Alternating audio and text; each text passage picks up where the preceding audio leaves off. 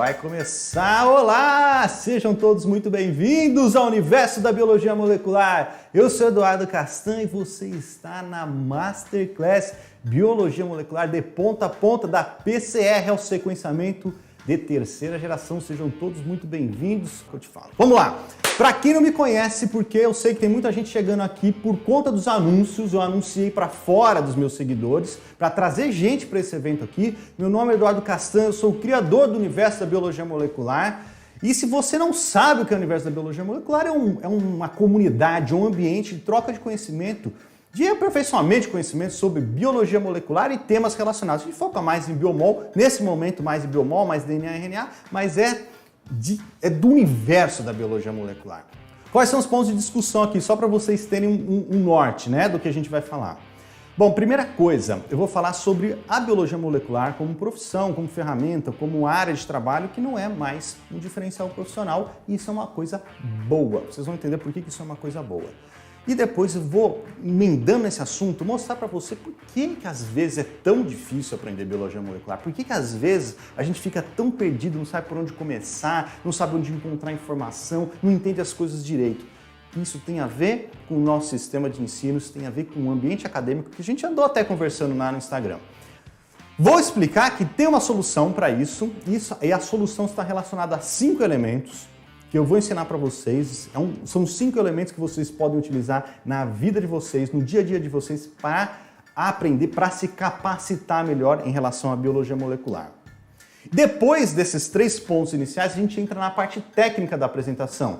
Porque Eduardo, você vai falar dessas coisas chatas. Isso aqui faz... Cara, deixa eu falar um negócio para vocês, logo de cara aqui. Se você quiser assistir uma apresentação de o que é PCR, o que é o sequenciamento, o que é o carrier mule, esses negócios que todo mundo já ouviu num curso de inverno, todo mundo sabe esse negócio, todo mundo já ouviu uma palestra. Cara, não é isso que eu quero para você, eu quero que você tenha um conteúdo diferenciado sobre biologia molecular, uma perspectiva diferenciada que possa te ajudar, de fato, na prática, para você botar isso aqui em prática. Então nós vamos falar de PCR? Vamos falar de PCR, PCR em tempo real, falar das técnicas, vai ter a parte técnica do negócio? Vai, com uma abordagem. É uma abordagem técnica, talvez aí de uma maneira que você não tenha visto. Talvez não, eu tenho certeza que você não viu. É porque se a gente tiver aquele negócio de DOG é uma central da biologia molecular, DNA, RNA, todo mundo já sabe esse negócio. Quem não sabe vai ver isso milhões de vezes. Isso aqui é para você ver um negócio diferente. Mas tem a parte técnica, obviamente nós vamos falar da arte de manipular ácidos nucleicos, nós vamos falar de PCR, PCR em tempo real, PCR digital e as técnicas de sequenciamento.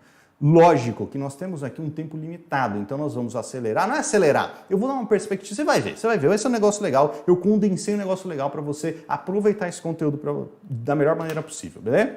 E no finalzinho lá, depois do quarto final dessa apresentação, eu vou falar do Clube do DNA.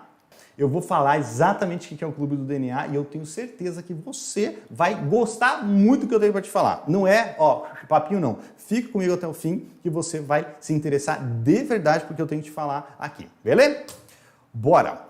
Olha só, esse aqui é o tema central, da nossa Masterclass de hoje.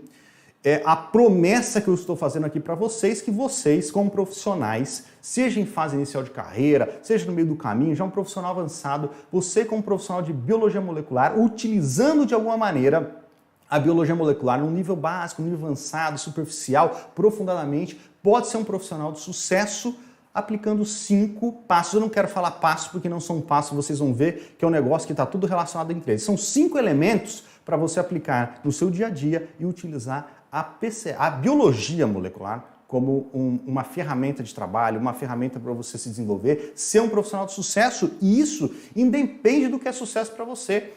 Eu estou falando aqui, pode ser sucesso no longo prazo? Pode ser. Pode ser aquele cara de jaleco e terninho trabalhando numa empresa? Pode ser. Pode ser aquele cara que ganha um dinheiro? Pode ser, mas pode ser também para você que quer defender um mestrado, para você que quer defender um doutorado, você que está aí, sei lá, eu até anotei aqui, defender um mestrado, doutorado, passar num concurso no futuro, conseguir um emprego.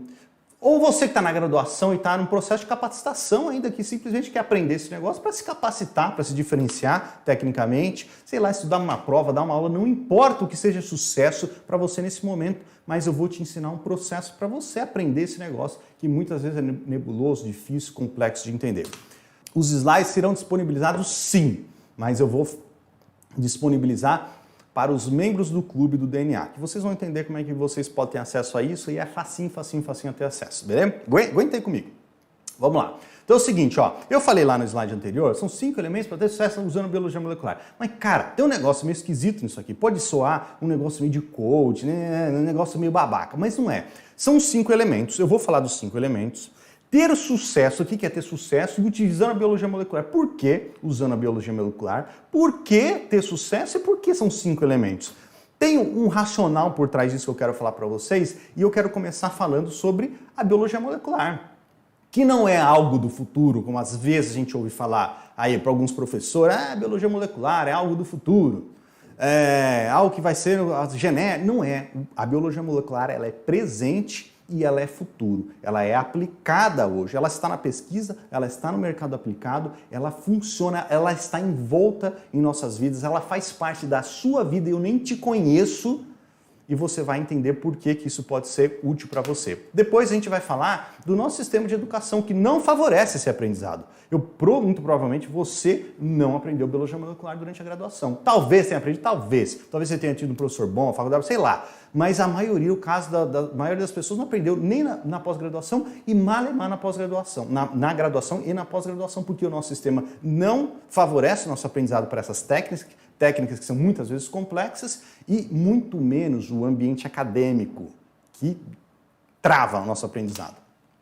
Só que tem uma solução, que são os 5 elementos. Vamos começar então com a biologia molecular, é o presente e o futuro. A Biomol está deixando de ser um diferencial profissional. Por que a biologia molecular está deixando de ser um diferencial profissional? Eu não sei, eu sei que a maioria daqui é jovem, mas talvez vocês tenham ouvido.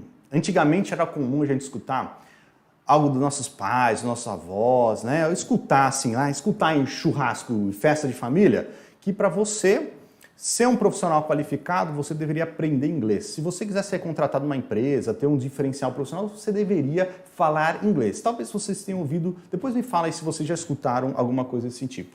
Isso, falar inglês foi um diferencial? De fato foi um diferencial por muito tempo. Essa frase ela é verdadeira. Teve gente que foi contratada, conseguiu bons empregos, conseguiu se desenvolver profissionalmente porque falava inglês.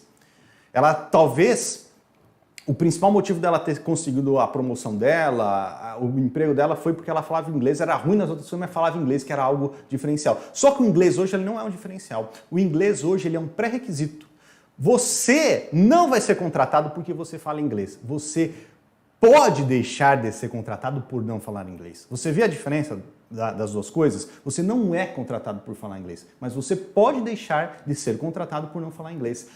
Nós estamos passando por um processo muito semelhante na biologia molecular dentro do contexto da biologia, que é a biologia molecular, ela já foi um grande diferencial profissional. Quem sabia fazer PCR em tempo real, quem dominava essas técnicas, ou não precisava nem dominar. É como se comunicar. Se você se comunica em inglês, e bem em inglês, está de bom tamanho. A biologia molecular você nem precisa dominar, você precisa ter uma noção, saber conversar, explicar, entender, né, pedir alguma coisa relacionada à biologia molecular. Isso já foi um diferencial. Hoje, a biologia molecular está passando a ser um pré-requisito para os profissionais da saúde, da área de biológicas, até fora da biológica. Eu estava conversando com o pessoal de química, né, agora essa semana, né, lá no Instagram. Até fora da área de biológicas mesmo, ela está passando a ser um pré-requisito.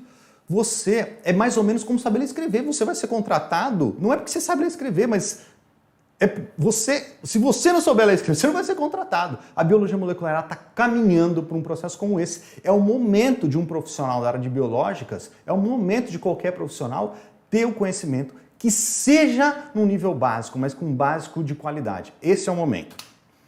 E aí, eu tenho certeza que tem gente que está chegando aqui, que viu anúncio, que não sabe o que é biomol, não sabe o que é biologia molecular, não sabe o que é genética. Então vamos lá, vamos fazer um conceitozinho aqui. A biologia molecular é um campo da biologia que estuda a composição, estrutura e interação de moléculas celulares, como DNA, RNA e proteína e blá, blá, blá, blá, blá. Tá todo mundo cagando por esse tipo de regrinha que colocam aí. Não importa o que seja, qual que é a definição. Você sabe o que é a definição de biologia molecular. Se você não sabe, está escrito aí para você. O que importa é que a biologia molecular é uma ferramenta que faz parte do seu dia a dia, do meu dia a dia, de todo profissional, mesmo que indiretamente da área de biológicas. Pensa na sua tia Márcia. A sua tia Márcia sabia o que era PCR? há um ano atrás, mais ou menos, um ano atrás, ela sabia que era PCR? Com certeza não. Talvez ela não saiba o que é PCR hoje, mas por causa do Covid, ela já ouviu falar de PCR. Talvez até de PCR em tempo real, né? Ratinho que trouxe o John Kleber, que trouxe o teste de paternidade, é um teste de DNA. Isso são exemplos que estão na boca do povo, mas tem um monte de outras coisas que fazem parte do nosso dia a dia, que estão relacionadas a biomol, talvez você não se dê conta. Talvez você aí, que tem um parente, ou você mesmo que usa insulina, por exemplo, que tem diabetes, está relacionado à biologia molecular. A água, o esgoto que corre por baixo das nossas casas está relacionado à biologia molecular. Pega a área do agronegócio, que faz parte da vida de todo mundo. A sua camiseta, calçado que você utiliza, o banco do carro que você tem, o que for sua comida, o arrozinho e feijão que você come todo dia, está direta ou indiretamente relacionado a biomol, porque nós estamos falando do quê? De organismos que são produzidos, que são selecionados para nos dar essas coisas, para nos fornecer esses produtos e para selecionar esses organismos. Como que é feito? Você acha que o fazendeiro faz como? O produtor faz como lá na outra ponta? Ele simplesmente escolhe uma vaquinha aleatória para reproduzir? Não, ele pega a vaca que produz mais leite, ele vai plantar a planta que dá mais fruto, aquela planta que tem resistência a patógeno. Então existe uma seleção genética e fartamente o processo de seleção genética, hoje em dia, ele é feito, ele é assistido, pelo menos, por biologia molecular, por técnicas de biomol. Joga para a área da saúde, estamos falando do Covid, detecção do Covid, né, do SARS-CoV-2, é o diagnóstico Covid, o Zika vírus um tempo atrás, dengue, chikungunya. Todos esses vários patógenos são detectados por biologia molecular. Crianças, elas têm suas síndromes caracterizadas por conta da biologia molecular. Tem criança, antigamente, né, que nunca teve sua síndrome caracterizada, síndrome genética. Nasceu com uma síndrome, não sabe o que é. Não sabe, parece que é tal coisa, mas não sabe o que é, porque não tinha informação genética. Hoje a biologia molecular ela permite que as pessoas elas tenham essas doenças caracterizadas. E predisposição à doença, dá para você saber a sua ancestralidade, tem um monte de coisa. Eu posso ficar aqui falando um tempão desse negócio. Olha um exemplo que parece besta. Ser mais seguro andando na rua pode estar relacionado à biologia molecular. Quantos criminosos foram diagnosticados? Quantos criminosos foram presos de fato, condenados, porque tinha informação da biologia molecular, do seu DNA analisado ali? Então a biomol ela faz parte do dia a dia das pessoas. Isso é inquestionável hoje em dia. Então a biologia molecular é o presente, a biologia molecular é o futuro, porque a tendência é crescer e vocês vão entender por quê. Me fala aí um profissional que não tem, direto ou indiretamente, nenhum impacto da biologia molecular. Não. Hoje, um profissional da área de biológicas, dificilmente... Calor, aqui eu preciso baixar o ar. Eu vou ficar aqui abaixando e aumentando o ar, porque não tem meu termo nessa sala aqui. Aqui ou você congela ou você torra. E agora eu tô torrando porque eu tô falando. A galera que tá aqui comigo vai congelar, mas sinto muito. Olha só, até um médico, pega o médico, que era um profissional que cagava para essas coisas genéticas, que não ligava para as coisas que não eram, não todos, claro, né? Não posso generalizar, mas vários deles, né, não ligavam para a parte de genética, biologia molecular. Hoje um médico que não sabe o que é uma análise de exoma, talvez esteja ficando para trás. Um veterinário, por exemplo, que desconhece as técnicas de biomol, talvez ele esteja ficando para trás, principalmente se ele for do agronegócio. Dentro do mercado do agronegócio, zootecnista, agrônomo, veterinário, também não tem conversa. Está totalmente envolto e relacionado à biologia molecular. Nutricionista, ou todo nutricionista hoje em dia tem que pelo menos entender o que é nutrigenética, nutrigenômica. A mesma coisa serve para um educador físico, que nós temos a possibilidade de selecionar atletas através do seu genoma, ou direcionar uma atividade física, não precisa nem ser atleta, uma atividade física para uma criança baseada na informação do seu genoma. A parte de ancestralidade mesmo, que pega todo mundo, fisioterapia. A minha esposa é fisioterapeuta e utiliza biologia molecular. Então não tem, hoje em dia, claro que tem profissional que não vai utilizar porque trabalha, né, distante disso, mas é impactado mesmo que seja indiretamente pela biomol. Mas de fato, qualquer pessoa que queira, dentro da área de biológicas, desde o biólogo, que é biólogo biomédico, não preciso nem falar, né, farmacêutico, até na outra ponta lá, um fisioterapeuta, um terapeuta ocupacional, se bobear. E aí, por quê? É justamente por causa da biologia molecular estar tão próxima de todos nós, fazer parte do nosso dia a dia, que ela entra num loop, é uma área de atuação que entra num loop extremamente interessante, que é o seguinte: Se ela é importante, ela é informativa, a gente consegue tirar informação de predisposição à doença ou facilidade a fazer atividades de força e resistência no esporte, a gente pega todas as áreas, detecção de patógeno, identificar um alimento contaminado, verificar a população de micro-organismos no ar-condicionado, no filtro do ar-condicionado, até no esgoto da nossa casa. Tudo isso está relacionado ao biomol. Se ela é tão difundida, ela é tão importante, ela nos traz tanta informação, ela passa a ser mais acessível, porque se ela é tão boa, tão informativa, tanta informação, laboratórios ao redor do Brasil vão ter interesse em adotar essas tecnologias. Então, tendo interesse, a gente tem mais máquinas disponíveis ao redor do Brasil, máquinas de todo tipo, sequenciamento, PCR em tempo real e reagentes também. Por conta disso, o mercado cresce o olho, o mercado começa a aquecer, nós teremos o quê?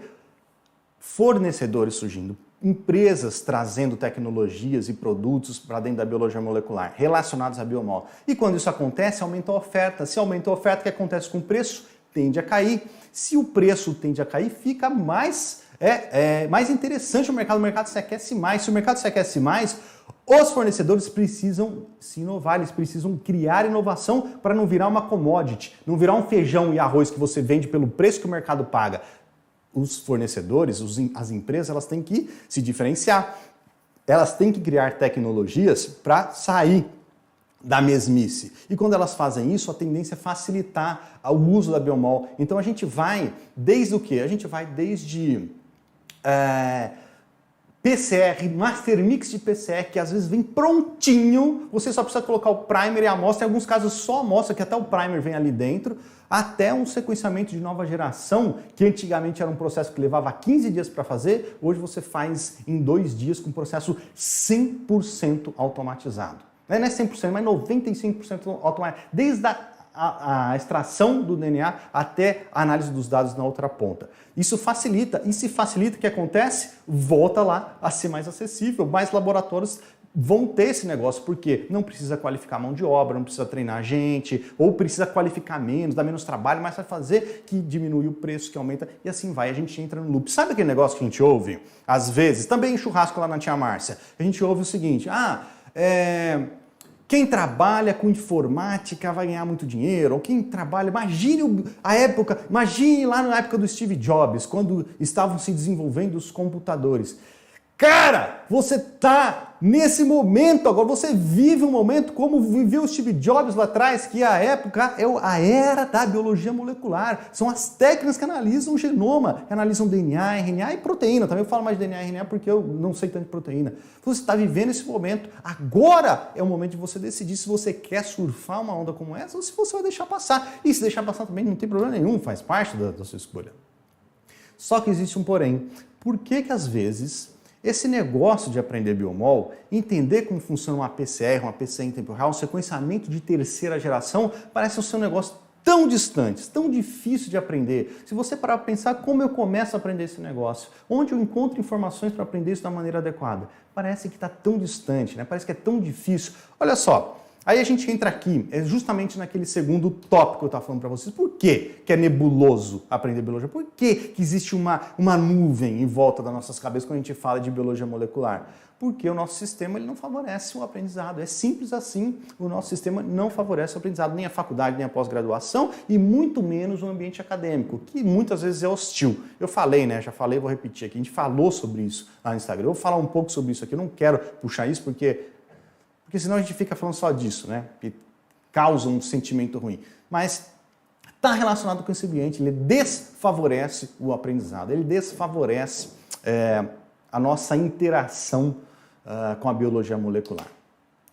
Só para ilustrar, quem aqui não aprendeu biologia molecular na graduação? Quem aqui? Não, é que vocês vão ficar todo mundo falando eu aí. Mas olha só, você acha que o que você aprendeu, o conteúdo que você obteve durante a graduação sobre biotecnologia, biologia molecular, foi o suficiente para você aplicar isso na sua vida profissional? Seja lá como for, não precisa ir num laboratório e aplicar de alguma maneira, você chegar numa entrevista de emprego ou prestar um concurso e colocar lá essa informação de que eu entendo biologia molecular, eu domino essas técnicas ou eu pelo menos sei me comunicar sobre isso. É muito improvável, eu não tive, eu fiz uma faculdade muito boa.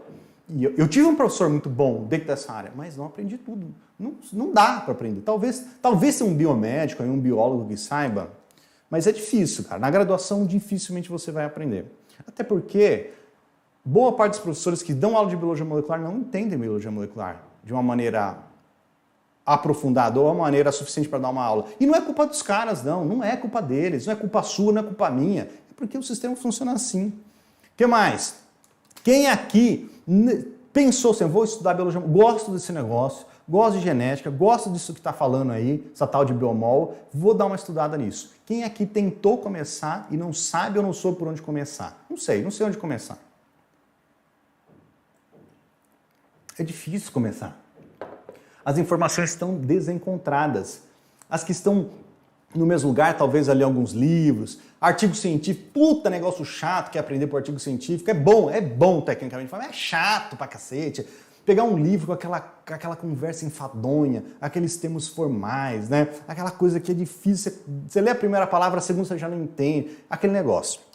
Quem aqui tem a sensação que tá tudo meio misturado na cabeça? Sabe mais ou menos o que é PCR, sabe o que é ali, o que é sequenciamento, mas se apertar um pouquinho espana, não consegue falar, porque tá tudo meio misturado na cabeça. Normal, a maioria tá assim. Quem aqui aprendeu na teoria, foi colocar o pezinho no laboratório e tremeu, não conseguiu, ficou inseguro, não sabia o que fazer, teve que recorrer. Normal também, muita gente, acho que a maioria passou por isso, e não todas as pessoas. E esse aqui, acho que é o mais importante, quem aqui depende de outras pessoas para aprender biologia molecular? Talvez você dependa de um professor da graduação, que muitas vezes o coitado não sabe, né? Não sabe, ele não aprendeu, ele não foi instruído, ele não foi treinado para aquele negócio. Talvez você dependa de um orientador que até sabe, mas está lá lotado de coisa para fazer. Um monte de aluno para orientar, tem que ganhar verba para poder bancar o laboratório. Ou um colega de laboratório que está ali fazendo as coisas do dia a dia dele, ou ele nem gosta de você, sei lá. Alguma situação assim, você depende de outras pessoas. É muita gente. É difícil. Inclusive, tudo isso aqui que eu estou falando para vocês foi um conjunto de motivos que se materializou para o surgimento do universo da biologia molecular. Mas isso tem uma saída. Eu vou mostrar para vocês a teoria dos 5 elementos, que foi um negócio que eu desenvolvi para mim, uma maneira de eu me capacitar em relação à biologia molecular, utilizando as estruturas que eu tinha no presente, no passado e até hoje, porque obviamente não sei tudo, tem uma cacetada de coisas que eu não sei, e até hoje eu utilizo uma estrutura como essa, baseada em 5 elementos, que você, independente do que você tem de formação, o que você tenha feito na sua vida até agora, o que você queira fazer para a sua vida, você pode utilizar, aplicar e romper essas barreiras, ultrapassar essas barreiras e surfar na onda da biologia molecular daqui para frente, que é a teoria dos 5 elementos. Eu quero contar para vocês a teoria, mas eu preciso dar um background sobre mim. Olha, ouve essas duas histórias. Tem 2 historinhas aqui para contar para você. Uma delas até, eu pensei, conversei com a produção para ver se eu contava ou não, porque ela... Mas eu vou contar. Vamos lá. O primeiro tombo foi o seguinte. Eu mandei isso no e-mail para vocês. Eu estava no 3º ano da graduação, queria trabalhar com isso, já tinha apaixonado na biologia molecular, queria trabalhar com genética, era isso que eu queria fazer. E eu sou zootecnista, fazia zootecnia. A zootecnia, apesar de ter uma parte forte em genética, na faculdade que eu fiz não era. E aí eu fui lá na biologia, na biomedicina, né? Fui buscar essa galera aí para tentar achar um orientador, alguém que pudesse me ensinar biologia molecular. Que é o procedimento, possivelmente, é um caminho semelhante ao que você faz, ao que você fez ou ao que vai fazer. Aí, nesse processo, eu fiquei 2 anos ali fazendo isso, eu descobri que existia um professor da zootecnia do meu curso, que era o cara da biotecnologia. É porque biotecnologia tem a parte de reprodução, não é a parte de reprodução, é a parte de genética, tá? O cara era o cara na minha área, eu não conhecia, eu vou lá falar com ele, fui falar com ele, conversei, ele gostou de mim, me colocou na equipe dele, só que tinha um problema. Esse cara, ele era aquele típico orientador que tem rixa com todo mundo do departamento, sabe? Aquele que briga com fulano, ele briga com todo mundo, ele acha que todo mundo é contra ele não empresta equipamento, ele não deixa o laboratório, é aquela loucura. Ele era esse cara, eu na minha ingenuidade, 3º ano de faculdade, falei, eu vou aguentar o tranco. Né? Se o cara, ele vai ser, é tipo mulher de malandro, eu fui mulher de malandro, eu achei que comigo ia ser diferente. E aí eu fui lá, né, com o cara e... Beleza, fui aprendendo, a equipe dele super gente fina, molecada, gente fina, na época molecada de tudo velho, já tenho contato com eles até hoje, me ensinaram pra caramba. Aliás, eu não sei se alguém aqui viu a caneca, cara, não posso perder tempo falando essas coisas. A caneca do contaminado, eu mostrei isso em algum lugar, né? É uma caneca que você usar no laboratório. Foi um cara da equipe desse professor que fez. Ele escrevia assim, contaminado com brometo de etídeo e colocava lá para ninguém usar, porque é um laboratório de biomol contaminado com brometo de etídeo. Quem que vai se arriscar a pegar a caneca dele e deixar suja na pia depois? Aí eu levei isso para outro nível, depois eu conto para vocês. Mas se você quiser, faça isso. Escreva contaminado com brometo de etídeo na sua caneca, que ninguém vai sujar e deixar em cima da pia.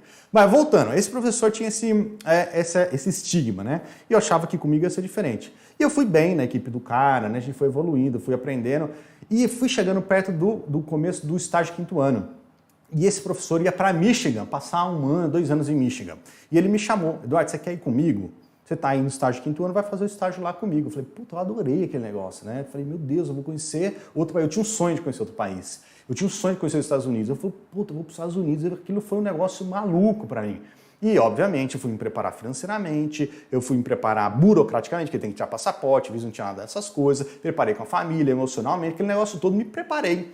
Aí ele me deu um formulário, um belo dia, numa sexta-feira, ele me deu um formulário para preencher, acho que foi um formulário, nem lembro se foi esse, na verdade.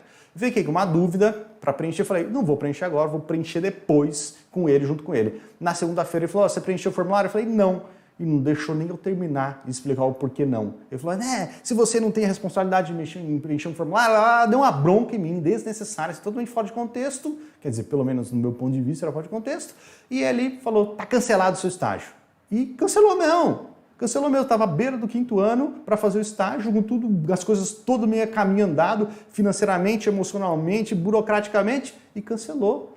E eu fiquei ali à mercê, o que eu vou fazer agora? Né? Tudo aquela coisa, o que eu vou fazer?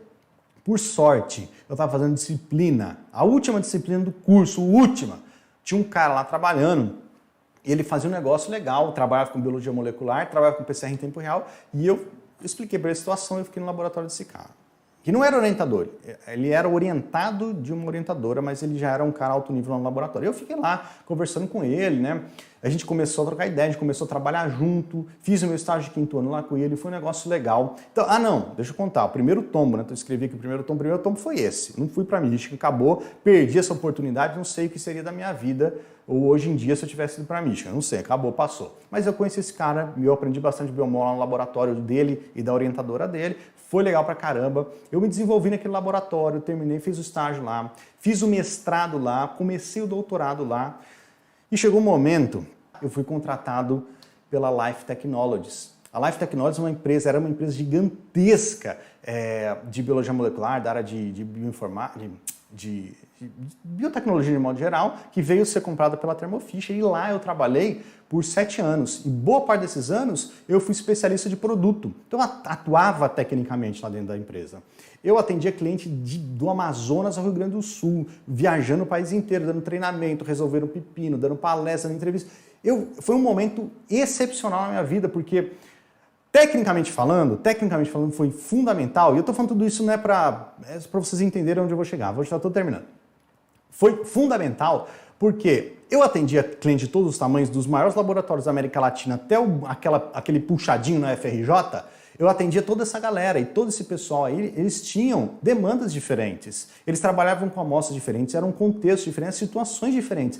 E eu fui exposto a muita informação, a muitos cenários diferentes. Isso foi excelente para minha formação e foi a partir daí que eu comecei a desenvolver esse método dos 5 elementos que eu usei para eu me capacitar, para eu poder atender. Porque um cliente ligava lá na empresa e falava, nós estamos com um problema X. Eduardo, você que vai resolver. Eu não sabia resolver. Eu tinha que estudar, eu tinha que me capacitar para chegar lá e fazer o melhor possível para aquele cliente.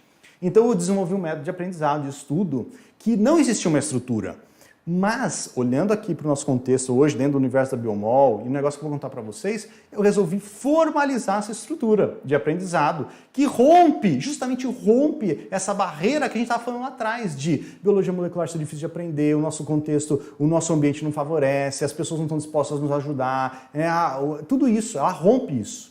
Que eu acabei desenvolvendo por necessidade. E também, essa foi uma vantagem, né? Tecnicamente, meu desenvolvimento. A segunda vantagem foi que, visitando toda essa galera, eu descobri que todos nós estamos no mesmo barco. Isso tudo que eu falei para vocês Não vem da minha cabeça, vem de toda essa galera que eu sentava para conversar, que eu saía para atender, depois a gente saía para almoçar, às vezes a gente saía para fazer um churrasco no fim do dia e as pessoas desabafavam, elas falavam, elas tinham as mesmas dúvidas, elas tinham as mesmas dificuldades, que é possivelmente a situação que você se encontra agora e a situação que eu me encontrei anos atrás.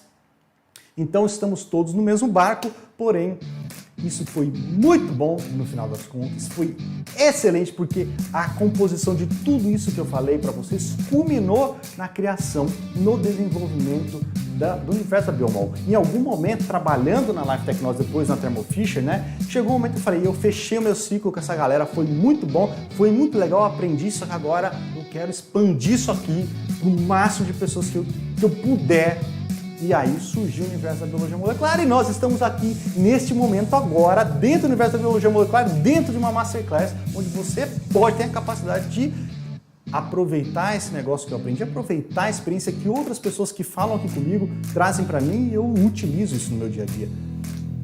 Então, vamos falar sobre os 5 elementos, como a gente rompe esse problema, como a gente rompe essa dificuldade em se capacitar em biologia molecular. E a gente vai falar dos 5 elementos, que é uma teoria vinda lá da China. 5 elementos é uma filosofia chinesa interessantíssima, que eu não domino, mas ela tem a ver com esse método que eu desenvolvi para mim, que eu estou passando para vocês, faz todo sentido. Ela simboliza o que eu penso e o que eu acho que você deve fazer para você se capacitar.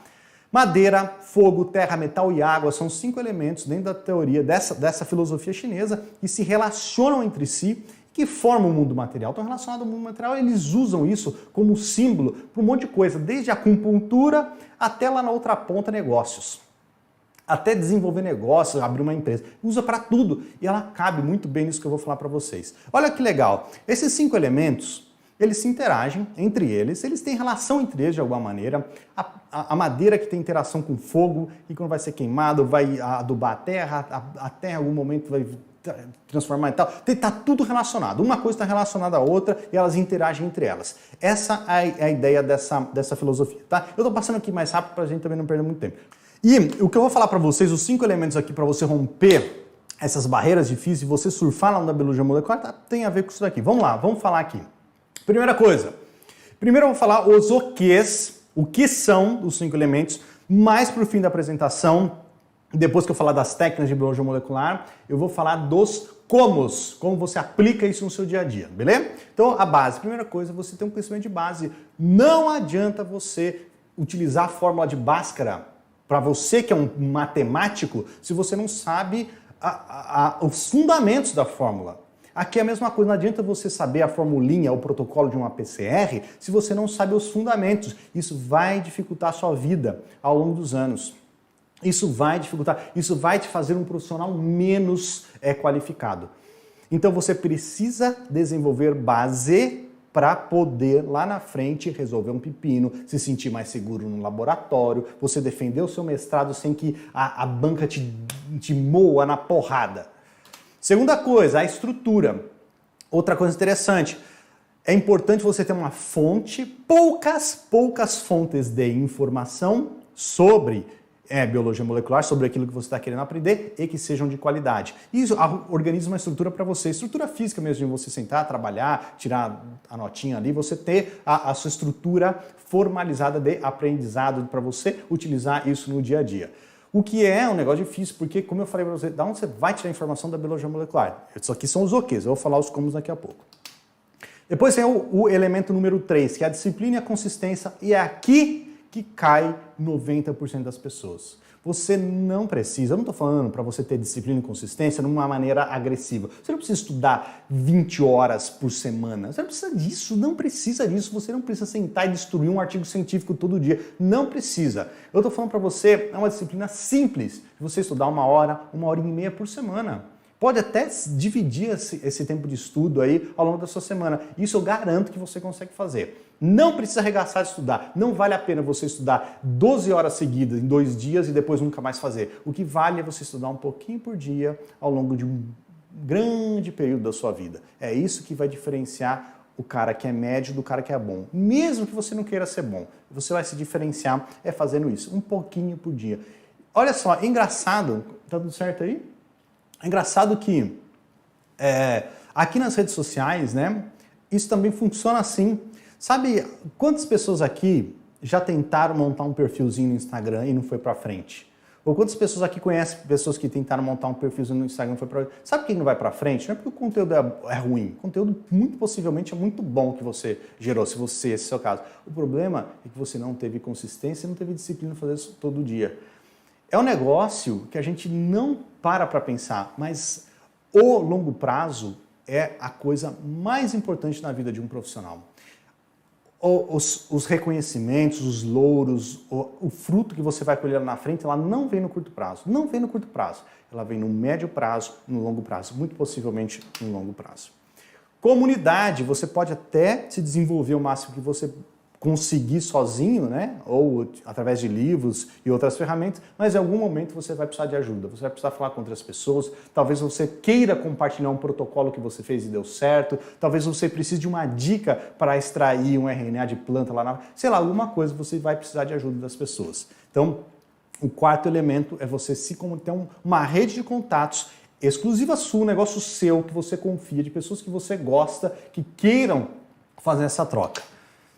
E o quinto elemento, talvez um dos mais importantes, por incrível que pareça, contraintuitivo, é não pensar só em biomol. Nós, técnicos, pessoas que nos capacitamos tecnicamente, a gente tende a focar naquilo que a gente ama, né? Que, sei lá, você fez farmácia, você vai trabalhar na área de farmácia, ou relacionar a farmácia, zootecnia, genética, sei lá, você foca naquilo e esquece do resto. Você esquece que você precisa aprender finanças para você não passar, para você ganhar dinheiro ao longo da sua vida. Finanças pessoais, coisas simples. Você saber se investir seu dinheirinho que pinga todo mês lá para você. Ou você aprender a fazer uma venda. Não é venda de produto, é a venda de você mesmo. Quando você for buscar um emprego, quando você estiver na frente de uma banca de examinação, qualquer coisa, você tem que aprender um pouco de marketing pessoal para você saber se comunicar. Você tem que aprender outras habilidades além da biomol. Não adianta você dominar os outros 4 elementos se você não consegue pagar um boleto no fim do mês. Então o quinto elemento é não focar apenas em biomol. Tem que focar em biomol? Tem que focar naquilo que você quer ser bom? Tem, porque senão você vira um pato, nada, anda e voa e não faz nada bem.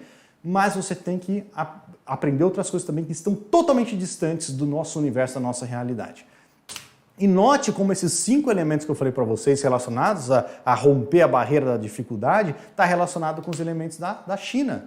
Porque se você não tem estrutura para aprender, para obter uma informação, você não consegue desenvolver base. Se você não desenvolve base, você não vai ter ânimo para fazer a sua estrutura, nem muito menos para ter disciplina. Se você não tem disciplina, estrutura e base, como que você vai pedir ajuda, conversar com outras pessoas?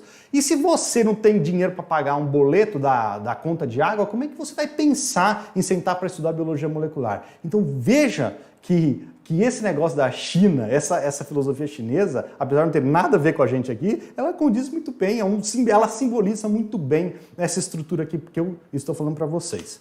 Galera, chegamos nesse momento, agora a gente vai falar tecnicamente, porque eu sei também que você fica ouvindo esse blá blá blá aqui, tem gente que não gosta. Vamos falar tecnicamente, a gente vai falar de PCR também, a gente vai falar das outras coisas que importam para vocês. Vocês vieram aqui talvez, nem sei se foi só para isso, mas aproveita, cara, aproveita, e a gente vai falar desses 5 elementos. Beleza, vamos lá então.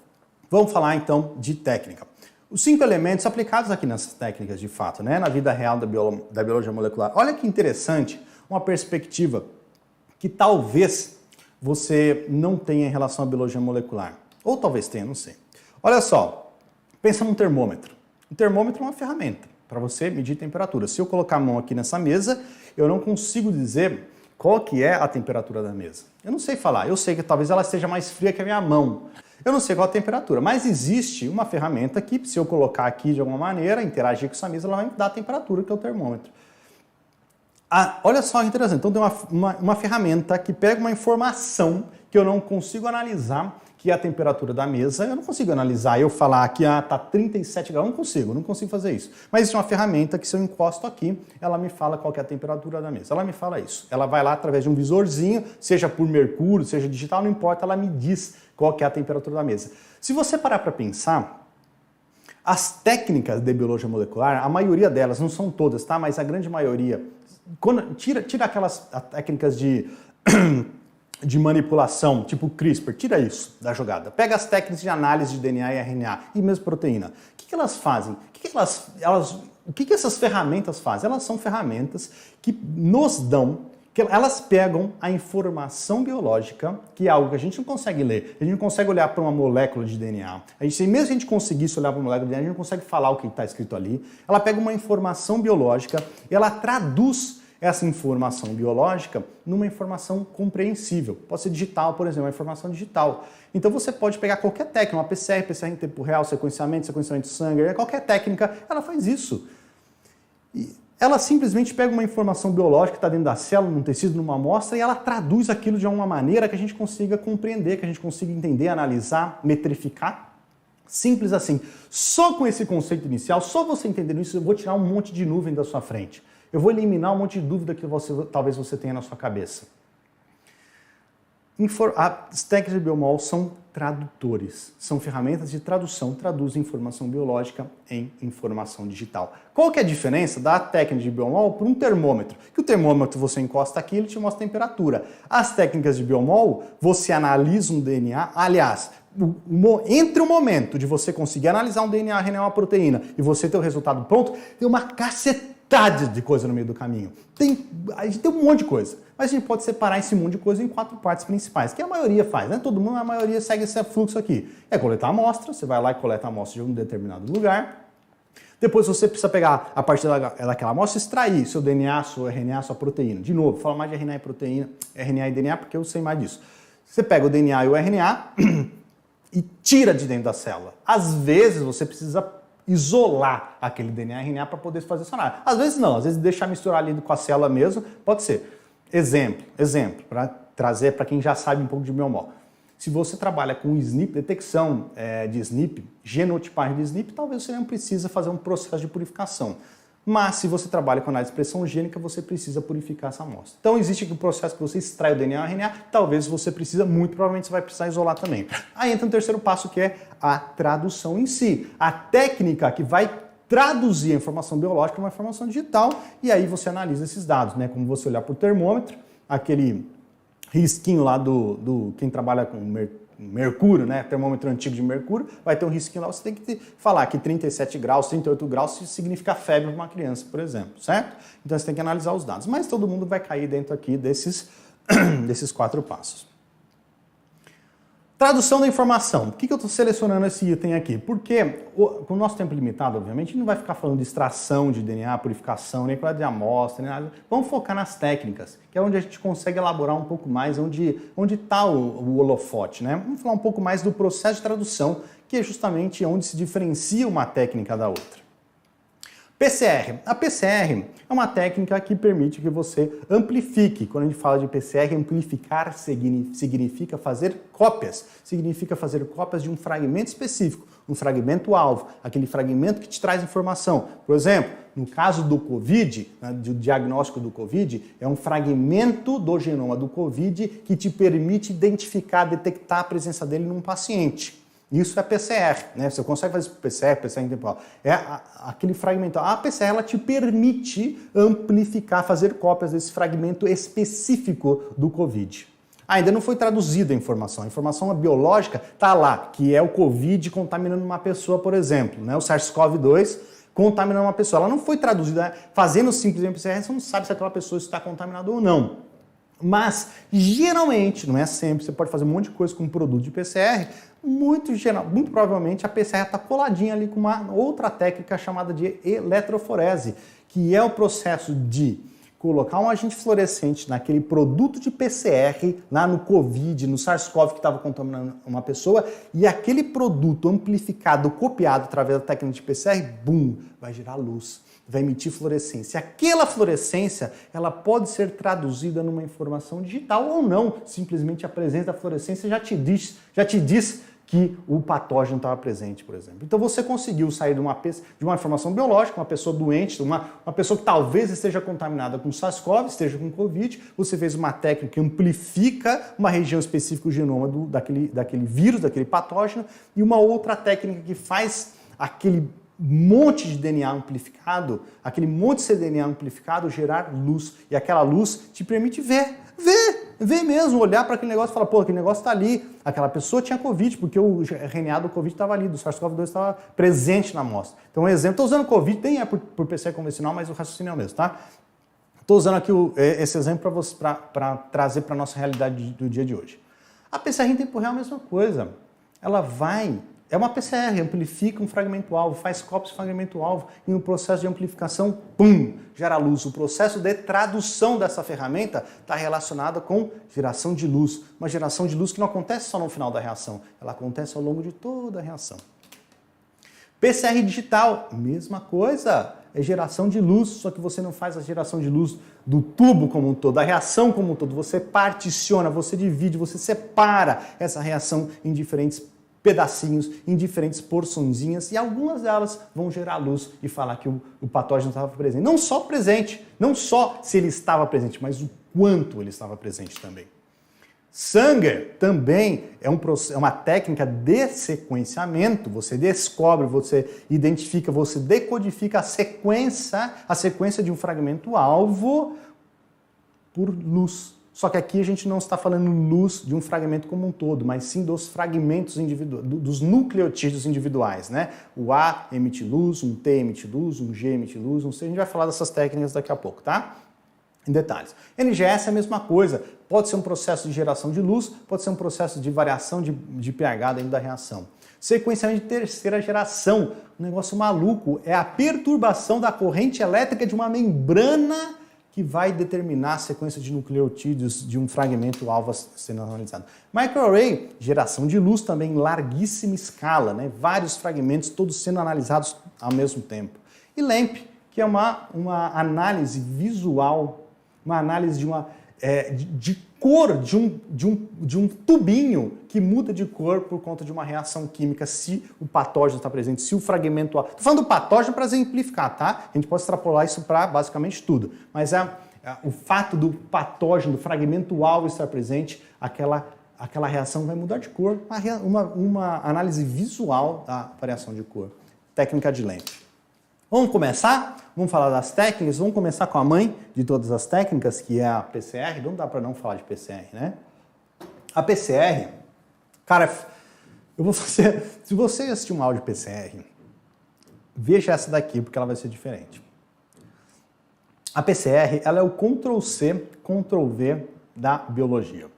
É simplesmente isso. A PCR é uma técnica que permite ao profissional da área de biologia molecular pegar um fragmento-alvo específico e fazer várias cópias desse fragmento-alvo de uma maneira exponencial. Um fragmento, no começo de uma reação, pode gerar bilhões de fragmentos no final da reação. A PCR, ela tem a capacidade de fazer isso porque ela faz uma reação que ocorre em cadeia, ela é cíclica, ela vai acontecendo, e cada vez que ela acontece, aumenta o número de cópias daquele fragmento específico que você quer analisar. Por exemplo, um pedacinho do genoma do SARS-CoV. PCR é uma sigla, né? Significa Polymerase Chain Reaction, que é a reação em cadeia da polimerase. É justamente essa reação acontecer em cadeia que vai permitir que você amplifique, faça cópias de um fragmento específico. Veja como a PCR acontece. Olha que legal. Vou até tirar aqui meu slide para você ver. Dá para ver aí, né? Olha que legal. A PCR é uma técnica, como eu falei para vocês, que consegue amplificar, fazer cópias de maneira exponencial de um fragmento específico. Então imagine que você, quando vai analisar um fragmento, né, muito provavelmente você não precisa analisar o genoma inteiro, nem o exoma inteiro, talvez seja um pedacinho só, talvez só um pedacinho daquele genoma que você coletou, você extraiu lá da sua amostra, você coletou numa amostra e extraiu, ele é o suficiente para você fazer o que você quer, que é o que acontece no caso do SARS-CoV, né? Basta um pedacinho para você conseguir responder a sua pergunta. E a PCR ela tem a capacidade de pegar esse pedacinho e fazer várias cópias, e é justamente o fato de ter várias cópias daquele pedacinho que você consegue traduzir. Informação biológica, tradução, informação digital. É justamente por ter várias cópias que você consegue traduzir. Então a PCR funciona assim, ó.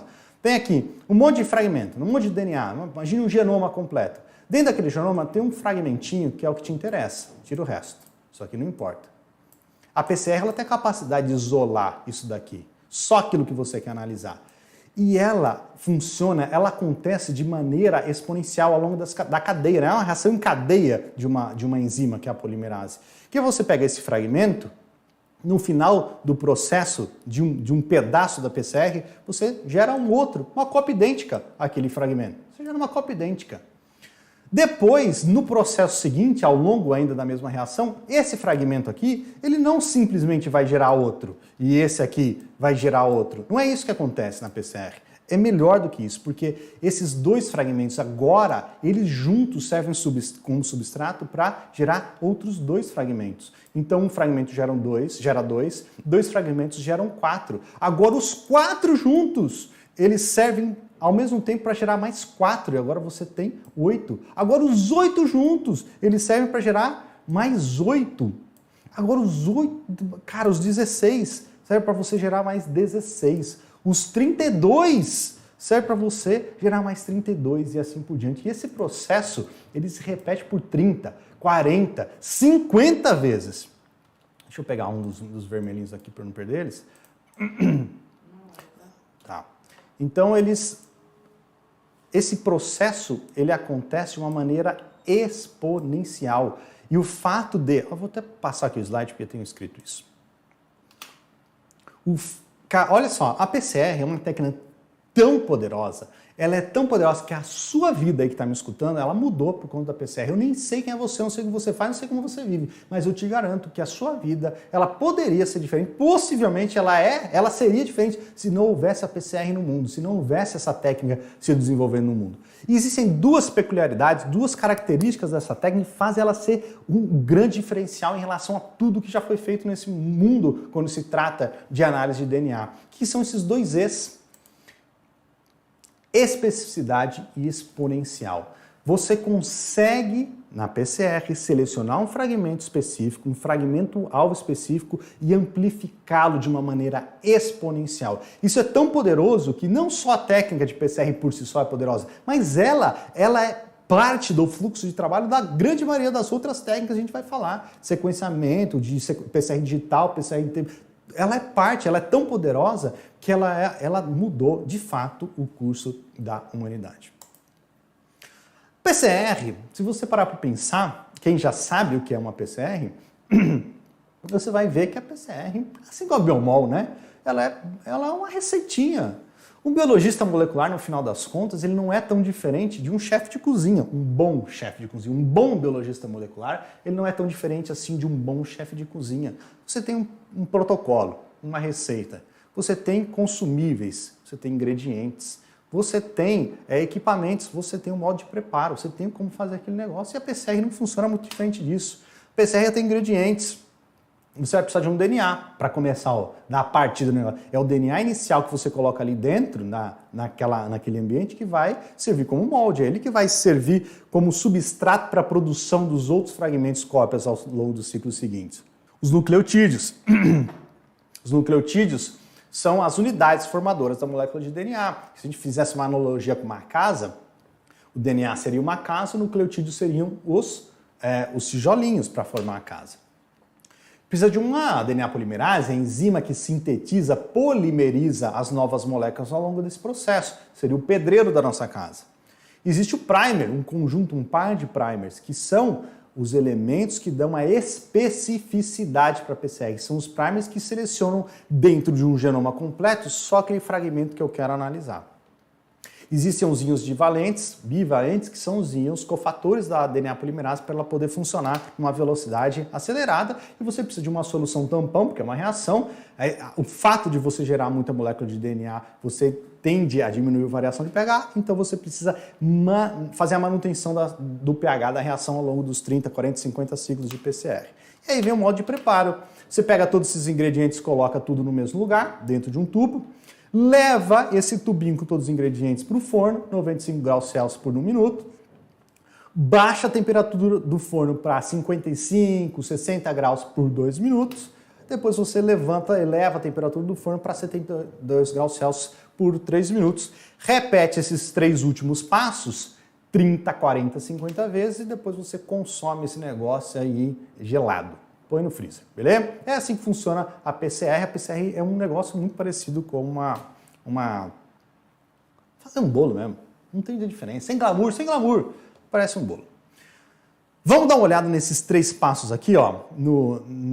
Quando você coloca a PCR no forno, o que acontece? Claro que você não vai fazer isso numa bandeja, não vai fazer numa forma de bolo. Você vai colocar isso num tubinho, você está manipulando molécula, não precisa de um negócio grande. É um tubinho menor do que esse que eu coloquei aqui na tela, inclusive. E você coloca isso lá num forno, que eu vou mostrar o forninho como é que funciona. Lá dentro, como é que a reação vai acontecer? Como é que esse processo acontece, né? A denaturação é o primeiro passo quando você eleva a temperatura para 95 graus Celsius, porque a molécula de DNA, ela é fita dupla, você sabe disso, talvez você saiba, talvez você não saiba, não tem problema se você não souber, mas ela é fita dupla, ela está ligada, uma fita ligada à outra de maneira complementar, a acontecer com G ligado por pontes de hidrogênio. Essa ponte de hidrogênio que liga uma fita com a outra, ela não é uma ligação muito forte. E se você colocar muito sal numa reação, ou se você aumentar muito a temperatura, ela tende a quebrar, ela tende a desfazer essa fita dupla em 2 fitas simples. Antes de eu começar esse esqueminha aqui, deixa eu falar uma coisa antes para vocês. Aqui nós estamos olhando para o fragmento alvo que nós vamos amplificar, que nós vamos fazer cópia. É o produto alvo da nossa PCR. Mas imagine você que dentro desse tubinho aqui nós temos uma cacetada de DNA em volta desse fragmento. Aqui é só o que a gente vai olhar. Mas imagine que preso a esse DNA tem um monte de outro DNA. Imagine que tem um cromossomo, um genoma inteiro aqui. A gente está olhando só para o que a gente vai amplificar.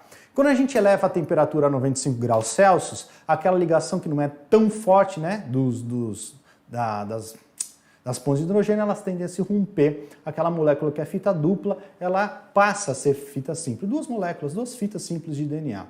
É a primeira coisa que acontece quando você coloca o forninho lá a 95 graus Celsius. Depois você vai abaixar, né, a temperatura para 55, 57, 58, 60 graus, varia. Essa temperatura aqui varia um pouco, que é a temperatura ideal de anelamento dos primers. O que é o primer? O primer simplesmente é um fragmento de DNA fita simples, pequenininho, de mais ou menos 20 nucleotídeos, que você mandou fazer. Você que quer amplificar esse fragmento, quer copiar esse fragmento, conhece a sequência de fragmento, você vai ligar para o seu fornecedor, uma empresa, e falar, ó, meu amigo, eu vou fazer uma PCR, eu preciso de 2 primers, um que vai se ligar numa extremidade do meu alvo, o outro que vai se ligar na outra extremidade, e o que vai se ligar na extremidade forward, numa das extremidades, tem a sequência A, T, C, G, C, A, T.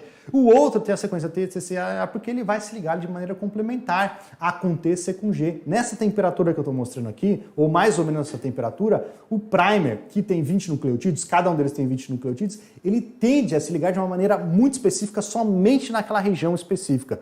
Ele pode se ligar em outra? Pode, mas estatisticamente falando, é muito improvável que isso aconteça. Um fragmento de 20 nucleotídeos, que é o tamanho do primer, é estatisticamente improvável que ele se ligue em 2 regiões diferentes, em um genoma gigantesco, como é o caso de um genoma de mamífero. Então, vamos aqui no nosso caso de hoje, ele vai se ligar exatamente onde você quer, na região que você quer amplificar. Isso acontece aí a 60 graus Celsius, 55, 60 graus. Feito isso, você aumenta a temperatura do forno para 72 graus Celsius, mais ou menos. Essa temperatura, a DNA polimerase, é o pedreirão que vai lá colocar os tijolinhos na casa, manda bala na velocidade máxima que ela consegue. Ela encontra essa estrutura dupla fita aqui do primer com o seu fragmento alvo, ela encontra, só que ela tem afinidade, ela gosta disso daqui. E ela vem, quando ela encontra essa estrutura aqui, ela vem adicionando nucleotídeo de maneira complementar, formando uma nova fita complementar, uma fita molde. Acontece com G, acontece com G, acontece com G, formando uma fita idêntica à fita de baixo, que você utilizou como molde também. Só que ela faz isso para as 2 fitas que estavam em extensão, né? Então, no final da PCR, nós temos aqui a produção. Começamos com um fragmento, terminamos esses 3 passos, no final desses 3 passos, 2 fragmentos idênticos. Vamos ver o ciclo completo aqui agora, né? Para não ficar quebradinho. Aumentou a temperatura, ponte de hidrogênio não aguenta, denatura, 2 fragmentos de fita simples. 55 graus Celsius, 60 graus Celsius, DNA, os primers se ligam e a DNA polimerase a 72 graus Celsius começa a adicionar nucleotídeos de maneira complementar.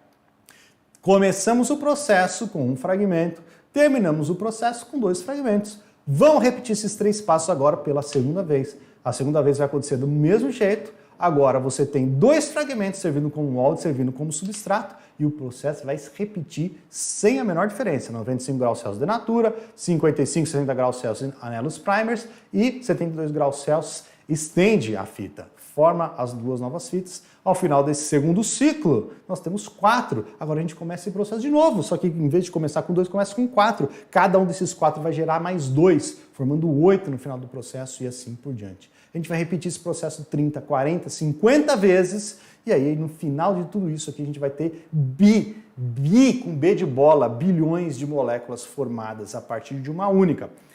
Presta atenção no que eu vou falar agora. Dificilmente, muito improvavelmente, qualquer pessoa na vida real vai começar uma PCR a partir de um fragmento de DNA. Vai começar a partir de um único fragmento de DNA. Geralmente quando você extrai um tecido, uma célula, extrai o DNA de uma célula de um tecido, não vai extrair uma cópia, vai extrair um monte, 5, 10, 20, 1 milhão, vai extrair um monte. Aí você começa a PCR já a partir de várias cópias do seu fragmento. Só que aí ela vai amplificar muito e muito, muito mais, né? Aqui o meu exemplo é com 1 para ficar mais fácil.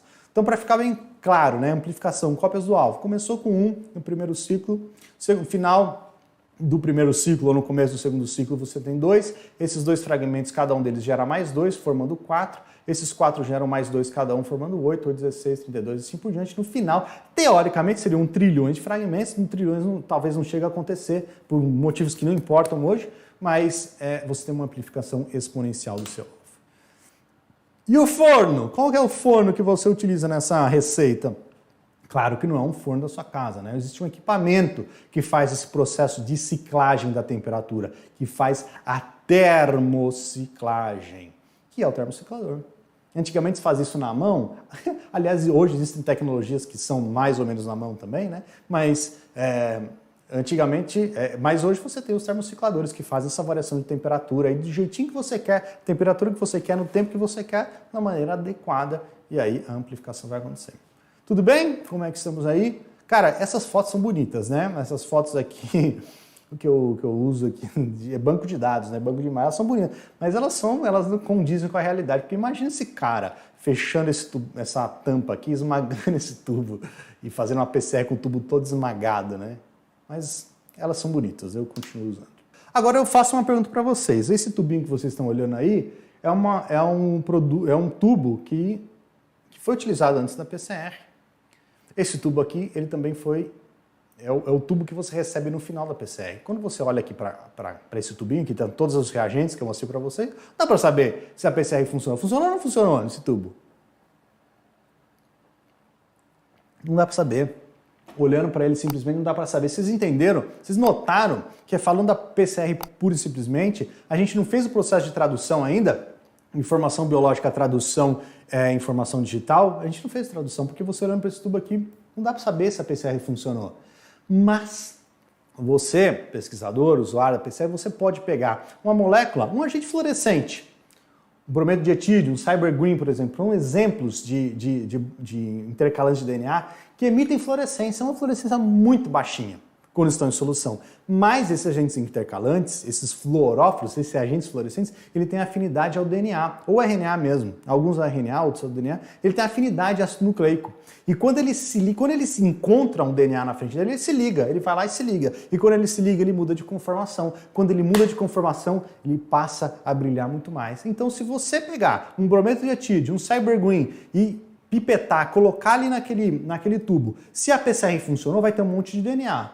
Né? É o que você quer, ela tem um monte de DNA. Aquele monte de DNA vai se associar ao cybergreen, ao brometo de etídio, e o brometo de etídio vai brilhar. Se você não tiver DNA ali dentro, só um pouquinho, né? Só o que você colocou no começo da reação, ou nem colocou no começo da reação, ele não vai brilhar. Então, você consegue fazer o processo de tradução misturando, intercalando ou adicionando, interagindo o seu produto de PCR com um agente fluorescente, um fluoróforo, um brometo de etídio, que é muito utilizado, um cybergreen, que é muito utilizado também. Então você coloca um agente fluorescente que ele só brilha, ou brilha numa intensidade muito forte, se a PCR funcionou. Beleza? Entenderam? Então aqui a gente fez o processo de tradução. Tínhamos uma informação biológica, essa informação biológica ela foi traduzida em intensidade de fluorescência que pode ser visualizada, né? Pode ser um processo visual, você olha para ela, ou você pode utilizar um software que detecta aquela fluorescência ali e te dá a informação digital. Só que eu quero te fazer uma pergunta, ela funcionou, mas será que o que funcionou amplificou? Você viu ali, colocou bromidietídeo, gerou fluorescência, mas será que a fluorescência que está ali dentro é do seu alvo, do fragmento que você quer amplificar? Ou será que os seus primers, eles se ligaram em outros lugares, eles amplificaram um fragmento que não era o que você queria? E existe uma outra técnica que geralmente eu falei para vocês, está coladinha com a PCR, que é a eletroforese. A eletroforese é simples de entender, olha só. Para quem não sabe, eletroforese. Pensa, Simba, Timão e Pumba. Simba, Timão e Pumba. Eles estão lá na savana deles, tranquilão, andando. De repente, o Zazu, que tá voando ali em cima deles, aquele passarinho que fica enchendo o saco deles, tá ali voando em cima deles, fala o seguinte: galera, as hienas estão chegando. Corre, porque elas estão atrás de vocês. E eles vão embora, vão os três juntos, começa a correr. Aí eles se deparam com uma floresta. Os três entram juntinho na floresta. O Timão, que é pequenininho, vai embora, vai no meio das árvores, vai passando e vai embora. O Pumba, que já é mais gordinho, ele consegue também, mas vai um pouco mais devagar, né? Aí o Simba não, que é grandão, ele já vai ter que desviar das folhas, né, das árvores, ele demora mais. Aí, de repente, os Zazu gritam: galera, tá tranquilo, as hienas não querem entrar na floresta, foram embora, para onde vocês estão. Se você olhar de cima essa cena, o Zazu, a visão do Zazu congelada ali em cima, o que você vai ver? O Timão lá na ponta, que andou bastante, o Pumba, que é mais ou menos, né, andou um pouquinho intermediário, e o Simba, que é maiorzão, tá mais para trás. A eletroforese é exatamente isso. Só que em vez de você ter uma floresta, você tem uma gelatina, um gelzão, que parece uma gelatina de casa, não agarose, um gel de agarose ou de poliacrilamida, não importa. O Timão, o Pumba e os animais aí, eles são o produto da sua PCR. Você coloca o produto de PCR numa porção desse gel, gera uma corrente elétrica, e por ter corrente elétrica, esses fragmentos de DNA que estão ali, os produtos da PCR, eles tendem a migrar, e eles vão migrar numa velocidade que é peculiar, que é proporcional ao seu tamanho. Fragmentos pequenininhos de DNA migram mais rápido no gel, assim como o Timão corre mais rápido na floresta. Os fragmentos maiorzões, os grandões, eles tendem a migrar mais lentamente, porque eles interagem mais com a malha do gel, eles demoram mais para migrar, assim como o Simba. A eletroforese e a história do Simba, do Timão, é a mesma coisa, é assim que funciona. Então, quando você faz uma PCR, é muito provável que você vai pegar esse produto de PCR e colocar num gel, ligar uma corrente elétrica desse seu produto nessa estrutura, nessa gelatina, e o seu fragmentinho vai migrar. Ele vai migrar o DNA ou o RNA, ele migra sempre do polo negativo para o polo positivo. Quando você coloca a corrente elétrica, tem um polo negativo e um positivo, e o seu ácido nucleico, dependendo se é DNA ou RNA, ele vai migrar do polo negativo para o positivo, uma velocidade peculiar, proporcional ao seu tamanho. Então, se você que é o dono daquela PCR, daquele fragmento, você conhece o fragmento que você está analisando, amplificando, você sabe como ele deve migrar, você sabe quanto ele deve correr ao longo de uma eletroforese. Se você faz uma PCR que era para gerar um único fragmento e ao longo da eletroforese você vê que dois fragmentos se separam, alguma coisa aconteceu, tem algum fragmento que não deveria estar ali. Ou se a sua PCR ela é para gerar dois fragmentos, mas você sabe quem que é o fragmento 1 e quem que é o fragmento 2. Você pegar uma foto real, é isso daqui, ó. Aqui nós estamos olhando um gel, nesse caso é um gel de agarose, uma pessoa aplicando o DNA, o produto de uma PCR num gel de agarose, tem um pocinho aqui, né? Um buraquinho onde você coloca o produto da PCR. Aqui mais de perto, você coloca aqui, ó, um buraquinho onde você coloca o produto da PCR, liga uma corrente elétrica, um polo negativo aqui, um polo positivo, gera corrente elétrica numa amperagem e necessidade controlada, né? E o fragmento eles vão migrar, se separam, vai migrar numa velocidade proporcional ao tamanho, e no final de uma eletroforese você vai ver algo como isso aqui. Olha para esse risco aqui, ó. Esse risco aqui, ele é o produto de uma PCR. Cada um desses risquinhos, cada uma dessas colunas aqui é um produto de PCR analisado por eletroforese. Aqui você está olhando um deles, nesse caso aqui é uma PCR que gerou dois fragmentos, vamos supor que esse aqui, ó, pequenininho, seja o seu fragmento alvo. Como é que eu sei que é pequenininho? Porque ele andou mais na eletroforese em relação a esse outro fragmento aqui que é um pouquinho maior.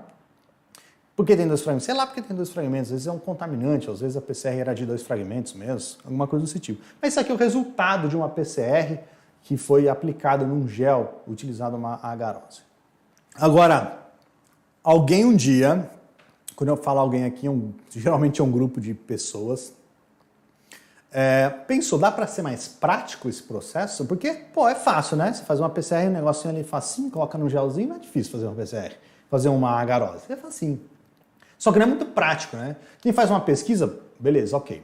Mas pensa num laboratório clínico que que recebe 200, 300, 400, 800 amostras por semana, fazer todo esse processo? É muito difícil. Dá para otimizar isso? Dá. Por que não? Por que não pegar, colocar aquele agente fluorescente lá na reação antes da PCR acontecer e verificar o aumento da intensidade da fluorescência conforme a PCR vai acontecendo. Se aquele agente fluorescente ele tem afinidade a DNA e o DNA vai aumentando a cada ciclo da PCR, o que você espera ver é um aumento da fluorescência proporcional à quantidade do fragmento de DNA que está sendo gerado ali. Por que não fazer isso? Beleza, vamos fazer, pensaram. Foram lá, fizeram uma reação de PCR, colocaram um agente fluorescente na reação de PCR antes dela começar, a PCR foi acontecendo, aqueles fragmentos foram produzidos, a intensidade de fluorescência foi aumentando, aí o que fizeram? Colocaram uma câmera lá do outro lado, dentro do forninho do termociclador, né, que entre aspas, estou simplificando, colocaram uma câmera que detectava aquela fluorescência que estava sendo amplificada ali. E aí, gente, surgiu a PCR em tempo real. Nota que a PCR em tempo real é a PCR. Só que a nível de fluorescência está sendo acompanhado ciclo a ciclo. A geração da intensidade de fluorescência está sendo acompanhada ciclo a ciclo conforme a PCR acontece. Essa é a PCR em tempo real. Uma variação muito semelhante à PCR convencional, só que a fluorescência gerada ela é detectada em tempo real conforme a PCR acontece.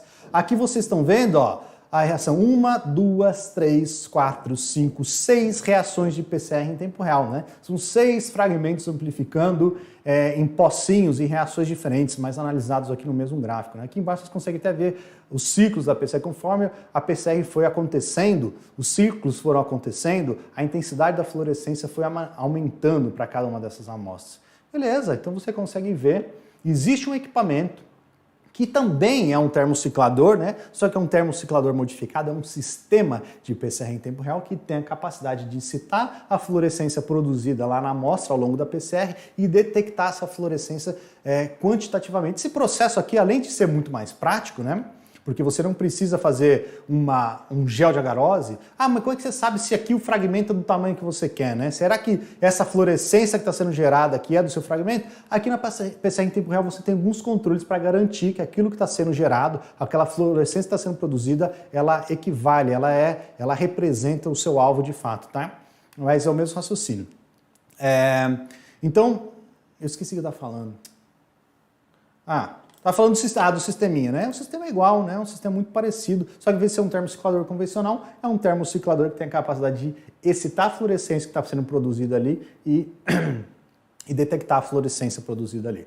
Não, eu estava falando o seguinte, além de ser muito prático, você conseguir ver a fluorescência sendo produzida, você consegue quantificar, você consegue utilizar essa informação para quantificar coisas. Na PCR convencional, você consegue detectar se o SARS-CoV estava presente num paciente contaminado. Por PCR em tempo real, você consegue identificar a presença do patógeno, mas além de identificar, você consegue quantificar também, tá? Lembra, galera, eu estou falando do SARS-CoV aqui, mas extrapola isso para outras aplicações. Você consegue quantificar ácido nucleico, porque como ela é exponencial, como a PCR acontece de maneira exponencial e a amplificação da reação ela é mensurada ciclo a ciclo, você consegue transformar isso em dados numéricos, não só em dados visuais, né, de fluorescência, mas em dados numéricos também. E o que foi é por isso, a PCR em tempo real é tão prática, ela é tão versátil que ela é utilizada para muita aplicação. Muita aplicação. Talvez seja a técnica mais utilizada, talvez não. Muito possivelmente hoje a técnica mais utilizada de biologia molecular. Talvez esteja ali pau a pau com a PCR ou um pouco menos com a PCR. Mas a ideia é essa. Eu estou falando aqui da PCR em tempo real, e para quem está achando esse papinho de coach, achou papinho de coach, agora vai entender o que eu estou falando. Olha só aqui um exemplo como essas coisas elas são intercaladas. Olha como você saber a base da PCR, ela vai te dar todo o fundamento para você entender uma PCR em tempo real lá na outra ponta. Isso é um negócio tão simples, bestinha, que eu estava conversando com a galera aqui no Instagram esses dias, que é o seguinte: a PCR, de fato, ela só começa a partir do terceiro ciclo. Quem viu meus stories lá, quem viu minha publicação vai saber o que eu estou falando. Mas a PCR, de fato, ela só começa a partir do terceiro ciclo. É um detalhe, tá? Quem não sabe o que é PCR, que está aprendendo agora, esquece o que eu estou falando. Mas ela começa, de fato, a partir do terceiro ciclo. Essa informação que parece ser idiota, ela é fundamental, ou ela pode ser fundamental na análise de uma PCR em tempo real, lá na outra ponta, na hora que você estiver analisando. Então, você está vendo como o fato de você ter a base, ela pode te proporcionar um conhecimento adequado lá no outro lado, na hora que você estiver fazendo a detecção de um patógeno que está causando a morte de um monte de gente, por exemplo.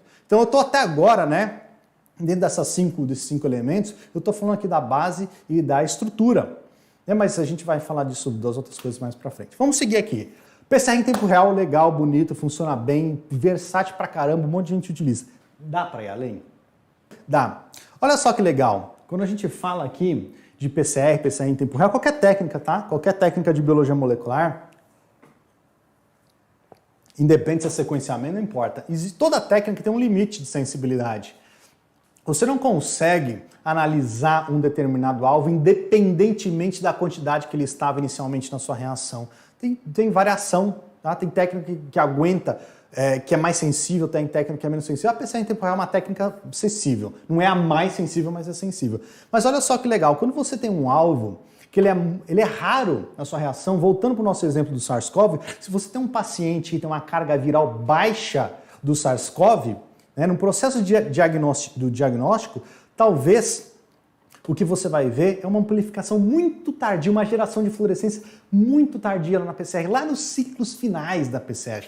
E aquela fluorescência gerada, ela é tão fraca ou ela é tão esquisita, aqui hoje eu falo ela é esquisita, que você não sabe falar se o patógeno estava presente de fato naquele paciente, ou se aquilo é só um ruído de reação. Ou se você quiser ser mais preciso, se você quiser quantificar a presença daquele patógeno, não consegue quantificar, de fato ele tem 2.000 cópias do vírus por ml de sangue. Fica difícil, porque a técnica ela não é sensível, ela tem um limite de sensibilidade. Existe um momento que ela deixa de ser sensível. Quando você começa, quando o alvo é muito raro na sua fonte, na sua amostra inicial, ele passa a ser difícil de ser detectado lá na outra ponta. A PCR em tempo real, toda técnica tem isso.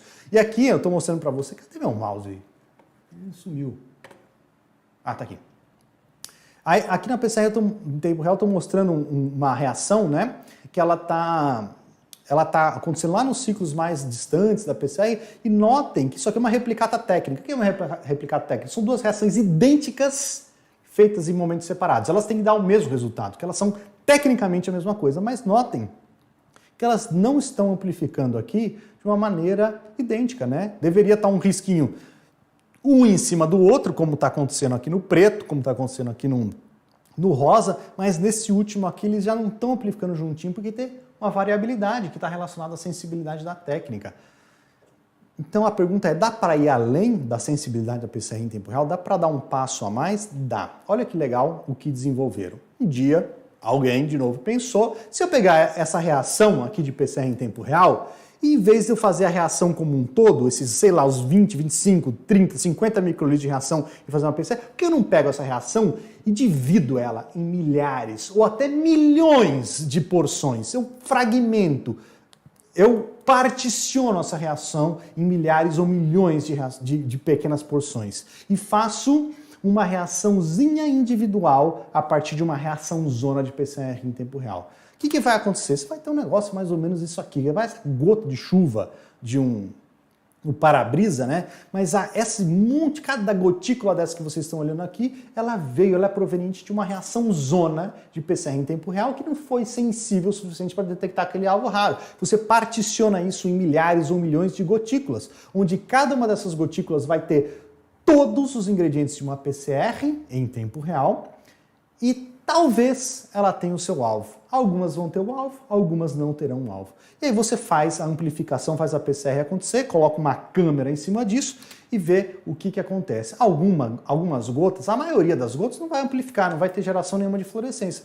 Mas uma gota ou outra que recebeu o seu alvo nesse processo de particionamento vai amplificar. Ele vai gerar uma fluorescência, só que agora está tão pequenininha, o que não era detectável antes por PCR em tempo real, ou não quantificável por PCR em tempo real, agora particionado, fragmentado, você consegue detectar, consegue visualizar a fluorescência. E aqui dá uma mágica de um negócio chamado distribuição de Poisson, no qual a quantidade de fragmentos, de pocinhos, de partições, de porções de reação que amplificam, que geram um resultado, ela é diretamente proporcional à quantidade do alvo antes da reação acontecer. Então, se você particionar, fragmentar uma reação e quantificar e calcular a quantidade de reações que funcionaram em relação às reações que não funcionaram, você consegue calcular quanto você tinha do seu alvo na amostra. Você consegue quantificar a presença do SARS-CoV, por exemplo, por ml de sangue num paciente. Consegue fazer uma quantificação nesse nível, porque existe uma relação direta entre a quantidade de particionamentos que amplificaram e aqueles que não amplificaram. O fato de ser positivo, negativo, amplificar 0 ou 1 é o digital. Isso aqui é a PCR digital, que nada mais é que uma variação da PCR em tempo real, que por sua vez é uma variação da PCR convencional. Vamos dar um passo além agora. Vamos falar aqui de sequenciamento. Pensa numa reação de PCR. Não é bem uma reação de PCR, tá? Mas hoje aqui, para ficar didático, vai ser uma reação de PCR. Você faz uma reação de PCR, só que em vez de utilizar nucleotídeos convencionais, você vai utilizar nucleotídeos convencionais, né? Aquilo que você está acostumado lá na PCR, que eu expliquei, mas alguns nucleotídeos modificados também. Toda vez que a DNA polimerase, quando ela está incorporando esses nucleotídeos modificados, que a gente pode chamar até de defeituoso aqui, entre aspas, toda vez que ela incorpora um nucleotídeo defeituoso, ela para. Ela não incorpora mais nucleotídeo. Ela está ali funcionando, formando o alvo dela, amplificando. Ela encontrou um nucleotídeo defeituoso, modificado, que foi incorporado ali, ela para, ela não amplifica mais. O que vai acontecer nessa reação? Vai ter um monte de produto do tamanho original, né? Fragmento original, porque você não só utilizou nucleotídeo modificado, defeituoso, utilizou todo tipo, inclusive o modificado. Vai ter fragmento de todo tipo. Mas alguns fragmentos vão ser mais curtinhos, porque quando a DNA polimerase incorporou esse nucleotídeo defeituoso ali, ela parou de funcionar. Então você vai ter, no final das contas, se você olhar para uma eletroforese, um resultado de eletroforese de uma PCR maluca como essa, você vai ter lá o fragmento grandão, que é o seu produto original, né, o produto completo, um fragmento um pouquinho menor, né, porque teve um nucleotídeo defeituoso ali incorporado, outro um pouquinho menor, outro um pouquinho menor, vai ter uns outros fragmentos pequenininhos ali que foram incorporados. Agora, extrapola esse raciocínio, pega essa reação de PCR que eu falei para vocês lá no passo anterior, só que faz 4 reações de PCR dessas, 4 delas, só que em quatro idênticas, são 4 reações acontecendo em 4 tubos diferentes, uma reação em cada um dos tubos diferentes, só que em cada um dos tubos você coloca um tipo de nucleotídeo defeituoso. Em um tubo você coloca só adenina defeituosa, no outro só timina defeituosa, no outro só citosina defeituosa e no outro só guanina defeituosa. O processo vai acontecer do mesmo jeito, né? A PCR vai acontecer do mesmo jeito, vai ter um monte de fragmento aqui que foi parado, né? Um monte de coisa. O que você sabe disso aqui? Você sabe, por exemplo, que este fragmento maiorzão aqui, na ponta, na extremidade dele, tem uma citosina. Você sabe que é uma citosina lá na extremidade dele, porque quando a DNA polimerase incorporou uma citosina defeituosa, modificada lá na ponta, ela parou de funcionar. Então você sabe que lá na ponta daquele fragmento tem uma citosina. Você sabe que na ponta desse fragmento aqui também tem uma citosina. Você sabe que na ponta desse fragmento também tem uma citosina. Você sabe que na ponta desse fragmento tem uma adenina. Você sabe que na ponta desse adenina, você sabe. Se você fizer isso separado para cada um dos 4 nucleotídeos, olha o que vai acontecer. Qual que é o maior fragmentão que você tem aqui? Esse aqui, ó, é o maiorzão. Você sabe que esse fragmentão aqui, ele tem uma citosina. Qual que é o segundo fragmento maior nessa reação? Qual que é o segundo? O que vem um nucleotídeo abaixo dele. Esse outro aqui do lado, ó, esse outro aqui embaixo. Você sabe que ali na ponta tem uma guanina. Qual que é o nucleotídeo 1? Qual que é o fragmento 1 nucleotídeo menor? Esse outro aqui que tem uma adenina. Depois, esse outro aqui que tem uma citosina. Depois, esse outro aqui que tem uma adenina. E aí, sim por diante, você sabe. O que você acabou de fazer? Acabou de sequenciar. Você acabou de fazer uma reação de sequenciamento. Você agora parou de olhar para um fragmento como um todo e começou a olhar para cada um dos nucleotídeos individualmente, simplesmente modificando, simplesmente entre aspas, modificando um dos nucleotídeos utilizados na reação, que antigamente nem era por PCR. Hoje faz PCR depois desse processo que eu mostrei aqui para vocês. E aí você acabou de sequenciar, acabou de fazer um processo de sequenciamento. Isso aqui é o sequenciamento sangue, uma tecnologia de sequenciamento desenvolvida antes mesmo da PCR acontecer, lá na década de 70, que é utilizada até hoje, amplamente utilizada até hoje. Hoje em dia, né, não funciona mais assim, é muito mais prático, porque em vez de você utilizar simplesmente um nucleotídeo modificado, dá para utilizar um nucleotídeo modificado e colocar um fluoróforo específico a ele. Por exemplo, aqui no caso, as adeninas modificadas brilham de cor amarela. As timinas brilham de cor vermelha, a citosina azul, as guaninas verdes, não sei, essas cores não são as reais, tá? Mas elas brilham de cada cor. Então você consegue fazer isso tudo numa única reação, e aí cada um dessas bandas da eletroforese vão brilhar de uma determinada cor, discriminando cada um dos nucleotídeos. Antigamente, quando eu comecei a fazer sequenciamento, era assim, mas hoje, quer dizer, porque o equipamento que eu utilizava era antigão também. Hoje, esse processo acontece, é uma eletroforese, como eu expliquei para vocês, só que em vez de ela acontecer num gelzão, bitelão que eu mostrei para vocês, ela acontece num negocinho muito fininho, uma espessura pequenininha chamada de capilar. É uma eletroforese, como eu mostrei para vocês, só que em vez de acontecer num gelzão, ela acontece num filetinho ali. E aí o resultado ele é automatizado, né? Cada um dos fluoróforos referente a cada um dos nucleotídeos modificados, ele é identificado, é passado por um software, e aí está o processo do quê? De tradução que eu falei para vocês. A informação biológica, que era a sequência de nucleotídeos de uma molécula que você não conseguia entender, foi traduzido por meio de fluorescência em nucleotídeos individuais. Esse é o sequenciamento Sanger, que é fantástico, foi muito utilizado, é muito utilizado, porém, ele tem uma limitação, né? Não dá para sequenciar fragmento tão grande. Você sequencia ali por volta de 700, 800 nucleotídeos. E 800 nucleotídeos, 1000 nucleotídeos no máximo, ele não é nada quando a gente compara com o genoma inteiro, né? Então, você fazer uma análise, um sequenciamento por Sanger de um fragmentinho de 800 nucleotídeos, por exemplo, é a mesma coisa que você pegar um quebra-cabeça que representa um genoma completo, por exemplo, ou um gene completo, ou mesmo um cromossomo completo, e tirar dali uma porçãozinha, tirar do quebra-cabeça uma das peças, quebra-cabeça é o genoma, você tira uma das peças e sequencia aquela peça, analisa aquela peça individualmente. Então você consegue olhar uma porçãozinha do genoma. Mas o genoma é gigantesco, talvez tenha um monte de informação ali que seja útil, né? Alguém, de novo, que a gente vai fazer as reações individualmente em plaquinhas como essa, né? Não importa. Alguém um dia pensou, e se a gente desmontar esse quebra-cabeça inteiro, um genoma inteiro, analisar cada uma dessas porções desse quebra-cabeça todo desmontado e depois remontar? Dá para fazer isso? Dá para fazer isso. Existe tecnologia para fazer isso? Existe. É diferente do Sanger, de um sequenciamento Sanger, é diferente, mas dá para fazer isso. Dá para você pegar um cromossomo, um genoma, um quebra-cabeça inteiro, desmontar ele inteirinho, analisar peça por peça individualmente e depois, pouco a pouco, você remonta esse quebra-cabeça de novo. Vai pegar cada uma daquelas pecinhas ali e montar, sentado numa mesa, um quebra-cabeça gigante montando. É assim que funciona o sequenciamento de nova geração. Só que pensem num quebra-cabeça gigantesco. No Sanger, você vai fazer uma análise de 800 pares de base. Aqui, cada pecinha tem por volta de 200 pares de base. E um genoma inteiro, um genoma humano, por exemplo, tem 3 bilhões de nucleotídeos, 3 bilhões de pares de base. Então, um quebra-cabeça gigantesco que ele pode ser desmontado, as pecinhas podem ser analisadas individualmente e montadas. A gente pegar essa aqui, trazer mais para a realidade, você pega um genoma, um cromossomo, um gene, um fragmento tão grande de DNA que não cabe na tecnologia, seja Sanger, seja no NGS, você quebra esse quebra-cabeça, você desmonta o quebra-cabeça. De fato, literalmente você desmonta ele, literalmente mesmo. Você vai lá, dá porrada nele fisicamente para ele quebrar, ou você joga uma química nele, ou utiliza enzima para ele quebrar, para ele se fragmentar inteiro. E você vai analisar cada desses fragmentos individualmente. Eu vou mostrar o que acontece com um dos fragmentos, uma das peças do quebra-cabeça, mas extrapola esse raciocínio para todos os fragmentos sendo analisados, sequenciados, todos em massa. E aí talvez você já tenha ouvido o termo sequenciamento paralelo em massa, que é sequenciar todos os fragmentos de uma porção, de um genoma, de um cromossomo, tudo ao mesmo tempo. Existe uma máquina, um computador, uma ferramenta que consegue absorver toda essa informação ao mesmo tempo acontecendo.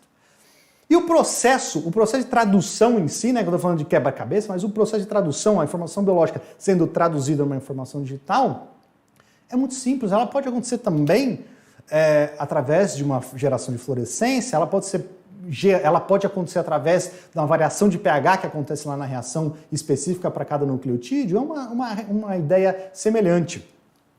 E parece, por incrível que pareça, ela parece com a fase de extensão. O último passo lá da PCR, né? Na hora que você tem um primer ligado, a DNA polimerase vem incorporando o nucleotídeo. A diferença é que esse primer aqui é genérico, ele não é específico ao seu alvo. É um fragmento que foi colocado artificialmente ali para a PCR, para esse passo da extensão da PCR funcionar e ela gerar alguma coisa ali, fluorescência, variação de pH e acontecer o processo de tradução. E a loucura desse negócio, como eu disse, é um sequenciamento paralelo em massa, é um quebra-cabeça todo desmontado, todos os fragmentos sendo analisados, todos ao mesmo tempo.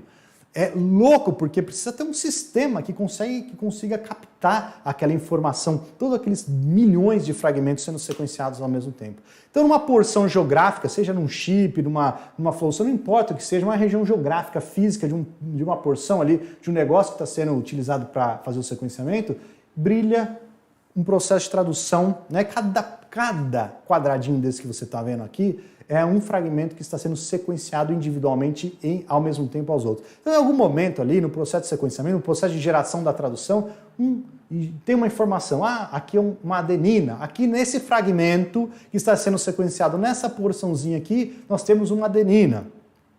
No outro fragmento que está sendo sequenciado, nessa outra porçãozinha aqui, a gente tem uma timina. No outro fragmento, está sendo sequenciado aqui, em outro lugar tem uma adenina também. E assim vai. Só que isso que eu estou mostrando para vocês individualmente aqui está acontecendo numa velocidade absurda. Tudo ao mesmo tempo, em todos ou quase todos essas porçõezinhas aqui acontecendo. Está pipocando informação de sequenciamento de cada um dos fragmentos, de cada uma das peças do quebra-cabeça, tudo ao mesmo tempo.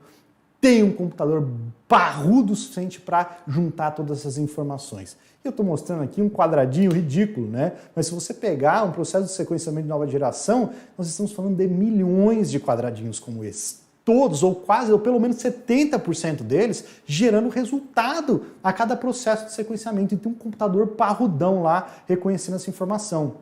E alguém, um dia, em algum momento, vai ter que pegar cada uma dessas milhões de pecinhas aqui e remontar, refazer o quebra-cabeça.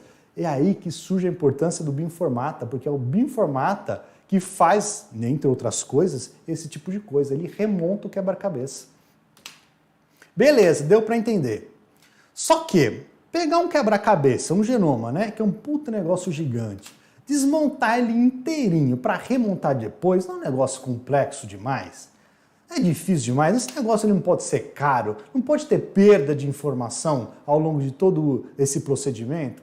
Pode. Alguém um dia pensou que é possível não desmontar o quebra-cabeça inteiro. Talvez desmontar parte dele, ou analisar ele inteiro mesmo em alguns casos. E aí está surgindo, porque aqui já nós chegamos no limite da tecnologia nesse momento, que é o sequenciamento de terceira geração, no qual você tem um ambiente que é separado por uma membrana, um ambiente que ele é dividido por uma membrana muito parecida com uma membrana de celular mesmo, qual tem uma porção, um ambiente separado do outro, totalmente isolado um do outro. E essa membrana, ela possui poros, pequenos, igual proteína, igual porina, é uma porina no final das contas mesmo, igual purina, né? Purina que fala. Porina. Não é uma porina que tem nas células mesmo, que é uma proteína que faz a comunicação desses dois ambientes da membrana. A membrana isola os dois ambientes, tem uma porina que faz a comunicação desses dois ambientes. É a única maneira de se comunicar, de uma parte desses dois ambientes se comunicarem através dessa porina. Aí o que você faz? Coloca o DNA que você quer sequenciar ali, o seu alvo, um genoma, pode ser um cromossomo inteiro, um gene inteiro, coloca ali naquele ambiente. E o que você faz? Gera corrente elétrica. Polo negativo, polo positivo, corrente elétrica. O que é isso aqui? É uma eletroforese. Você faz uma eletroforese num ambiente micro, não naquele ambiente grandão lá, num gel, nem num capilar, que até então parecia algo pequeno. Aqui nós estamos falando num ambiente microscópico, não dá nem para enxergar, onde você tem um único fragmento de DNA aqui, isoladinho, bonitinho. Você faz uma eletroforese. Quando você faz essa eletroforese, os íons que estão no polo negativo vão para o positivo, o positivo vai para o negativo e existe uma troca iônica entre os dois ambientes. E quem está ali no meio, enchendo o saco? O seu DNA, aquilo que você quer codificar, e ele vai migrar uma eletroforese, ele vai do negativo para o positivo, ele passa pela porina, pelo poro. Quando ele passa pelo poro, é um poro muito pequenininho, que só passa ele ali e os íons, não passa mais ninguém. Quando ele passa, ele perturba essa troca iônica que estava acontecendo entre as membranas. E aí que está o pulo do gato. A maneira como esse DNA perturba a corrente elétrica que estava acontecendo ali, aquela troca iônica, ela é ela representa a sequência de nucleotídeos daquele fragmento que acabou de atravessar a porina. Então, simplesmente um fragmento passou por uma porina, ele perturbou toda a corrente elétrica que estava bonitinha ali, e o jeito, a maneira como aquela corrente elétrica ela foi perturbada, ela é proporcional, ela representa a sequência de nucleotídeos daquele fragmento. E isso acontece, obviamente, no ambiente micro, né? Existem sensores ligados a essa membrana que conseguem fazer essa detecção e aí você consegue sequenciar fragmentos muito maiores do que você faz por NGS. Isso aqui é sequenciamento de terceira geração. Olha que loucura! Um equipamento de nova geração, de mais de 10 anos atrás, né? Que é o ABI Solid. 15 dias para rodar esse negócio, um bagulho que ocupava uma sala inteira, precisava de ser refrigerado, puta negócio difícil de usar. E hoje em dia, o Minion, que é um sequenciador de terceira geração que cabe na mão de uma pessoa. Claro que é uma comparação, ela é um pouco injusta, né, pela quantidade de dados que cada um desses aqui gera, mas esse é o caminho que nós estamos seguindo. Então, se vocês notaram que uma tecnologia está relacionada com a outra, o fato de você ter a base de conhecimento certo para você extrapolar para as outras, você entender as outras. A gente estava falando de eletroforese lá nos primórdios do desenvolvimento da biologia molecular, quando se fala de PCR, e nós falamos de eletroforese aqui de novo, no sequenciamento de terceira geração, né? Como vai de ponta a ponta, tudo mais ou menos interligado. Para você ter base, para a gente fechar um raciocínio, para você ter base nesse processo, para você estourar essa bolha, essa barreira que te impede de se desenvolver tecnicamente. A base, a recomendação que eu dou para você é o seguinte: vai estudar, encontrou um termo, faça um negócio chamado hierarquia de conhecimento, encontrou um termo que você não conhece, entenda aquele termo e continue estudando. É um processo de hierarquia de conhecimento, você não segue adiante nos seus estudos se você não entendeu um termo anterior. Porque quando você faz isso, você vai estruturando o seu conhecimento. E aí vem a estrutura, justamente a estrutura. Encontre uma fonte de informação confiável de biomol. Eu recomendo para vocês, além do universo da biomol, obviamente, vai estudar o Alberts. O Alberts é Biologia Molecular da Célula. É um livro, é um bitelão desse tamanho, mas ali tem tudo, cara. Ali tem um negócio fundamentado. É um livro que é difícil de estudar por ele ser muito grande, né? Você tem que saber onde escolher, mas ali é um lugar para você estruturar seu conhecimento como ninguém. Disciplina e consistência, uma horinha e meia por semana, tá bom. Não precisa mais do que isso. Faz isso por muitos anos e você vai se despontar.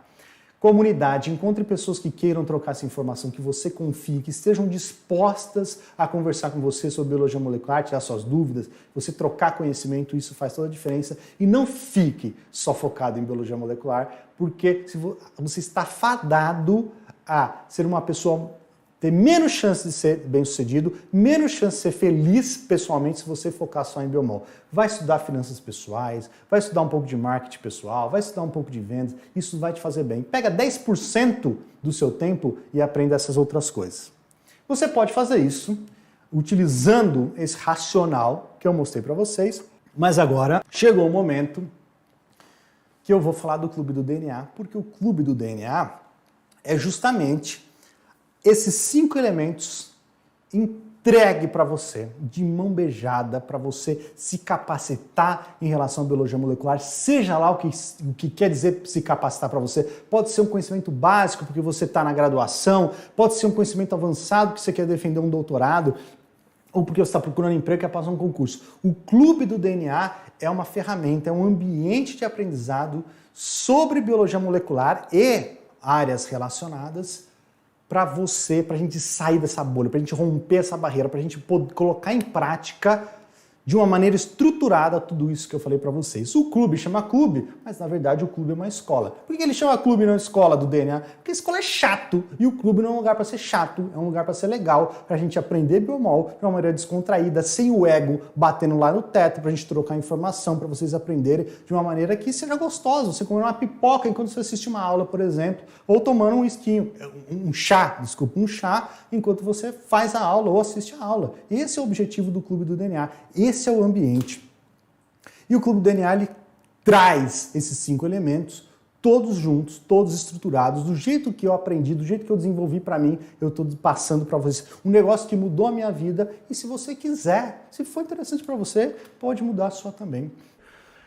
É interessante porque ele pega esses 5 pilares e usa esse racional dos 5 pilares. Então a gente vai lá no clube, no DNA, nessa escola, a gente vai do básico ao avançado. Lá no clube tem aula sobre técnica, teórica e prática, tem aula prática de software, tem aula, agora vai ter prática, eu vou mostrar para vocês em laboratório também, sobre biomol ou outros temas relacionados. Então a gente vai desde a estrutura do DNA até a análise de bioinformática, inclusive já tem aula sobre esses sistemas lá. Tem para todos os níveis de conhecimento, para quem não sabe nada de biomol, para quem não entende nada de DNA, para quem já está num nível mais avançado. As aulas até esse momento estão divididas mais ou menos assim, 50% básico, 30% intermediário e 20% avançado. Tá mais ou menos assim, o pessoal está pedindo. O ano que vem vai dar uma reestruturada, vai ficar mais legal, mas eu não quero falar sobre isso hoje. Serve para qualquer profissional na área de biológica. Você não precisa ser biotecnologista, não precisa ser biólogo, nem biomédico, você pode ser qualquer... Eu sou zootecnista, não tenho nada a ver, né, teoricamente. E o clube serve para qualquer pessoa. Aí vem para o outro pilar. Então aqui nós temos a base, aqui nós temos outro pilar. As aulas são semanais, são toda terça-feira à noite, às 7 horas da noite nós temos uma aula ao vivo, online, nesse esquema que nós estamos fazendo aqui agora. Na maioria das vezes é comigo, mas eu convido outros professores também, quando é um tema que eu não entendo, eu não domino, eu chamo outros professores e tem essa dinâmica também. Então as aulas vão ao vivo, online, toda terça-feira, às 7 horas da noite. As aulas ficam gravadas dentro do clube, ele tem um ambiente, vocês vão entender daqui a pouco, para quem não conhece, tem um ambiente. Lá no ambiente, que é a área de membros, todas as aulas que já foram feitas, todas as terça-feiras, todas as aulas passadas estão lá. Elas têm duração de 1h30, né, considerando perguntas e respostas, e é um ambiente muito legal. O software utilizado, o ambiente da área de membros é muito organizadinho, é bonito, é fácil de usar, de viajar ali, é um negócio bem legal. Então você é online, você assiste, estilão Netflix, dá para ficar fácil, estilão Netflix. Você pode assistir a aula ao vivo se você quiser, participar ao vivo comigo, você pode participar. Se você quiser assistir a gravação, você assiste. Se você assistir a aula gravada lá do começo do clube, você pode assistir a aula da semana passada, você assiste do jeito que você quiser. É estilão Netflix mesmo. Tem aplicativo no celular.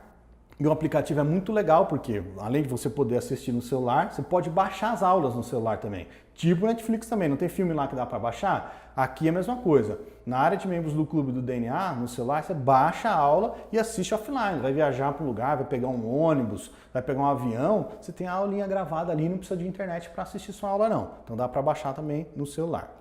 A estrutura é organizada, a área de membros é organizadinha, tem as aulas semanais, vocês vão ver que tem os cursos completos, tem as aulas que são ao vivo, tá tudo lá bonitinho. Você pode procurar por tema, tipo Google mesmo. Ah, quero procurar uma aula que seja todas as aulas que estão relacionadas a PCR. Você coloca PCR, ele vai te mostrar todas as aulas que estão relacionadas a PCR. Ah, não, eu quero começar pelo nível básico. Você escreve básico, ele vai te mostrar todas as aulas do nível básico e assim vai. É um sisteminha de busca, tem chat em tempo real, se você assistir a aula ao vivo, mas você pode mandar as perguntas para serem respondidas depois.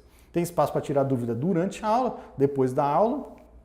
Tem certificado, você baixa, você recebe o certificado daquilo que você assistiu. Do que você assistir, você recebe o certificado. Assistiu uma aula, recebe o certificado de uma aula. Assistir 2 aulas ao vivo e uma gravada, recebeu o certificado referente a 2 aulas ao vivo e uma gravada. Você recebe o certificado daquilo que você assistir, automaticamente. É um robozinho que emite o certificado. Tem bônus, para toda a aula tem um caderno, é uma apostila, tá? Igual a apostila que eu vou mandar para vocês é do clube. Você vai ver que é um caderno bem bonitão, ela é bem estilizado, vem com o resumo da aula, é para quem prefere aprender, quem gosta de estudar por material escrito, né, por leitura, vai ter um caderno. Toda aula é acompanhada de um caderno. O bônus 2, toda aula vem com um PDF dos slides. Então você está assistindo a aula aqui, você pode ir acompanhando com os slides se você quiser anotar alguma coisa. Então aqui estão alguns exemplos de alguns cadernos, né? São os primeiros cadernos, na verdade, esses aqui. São alguns cadernos, é tudo digital, né? Estou mostrando aqui bonitinho assim, mas é digital. Então lá é bem legal mesmo, os cadernos são bem informativos. Tem uma comunidade, que aí vai para o outro pilar. A gente falou do base, da estrutura, falou da base, da estrutura, falou da recorrência, de fazer com regularidade. E aí tem a comunidade também.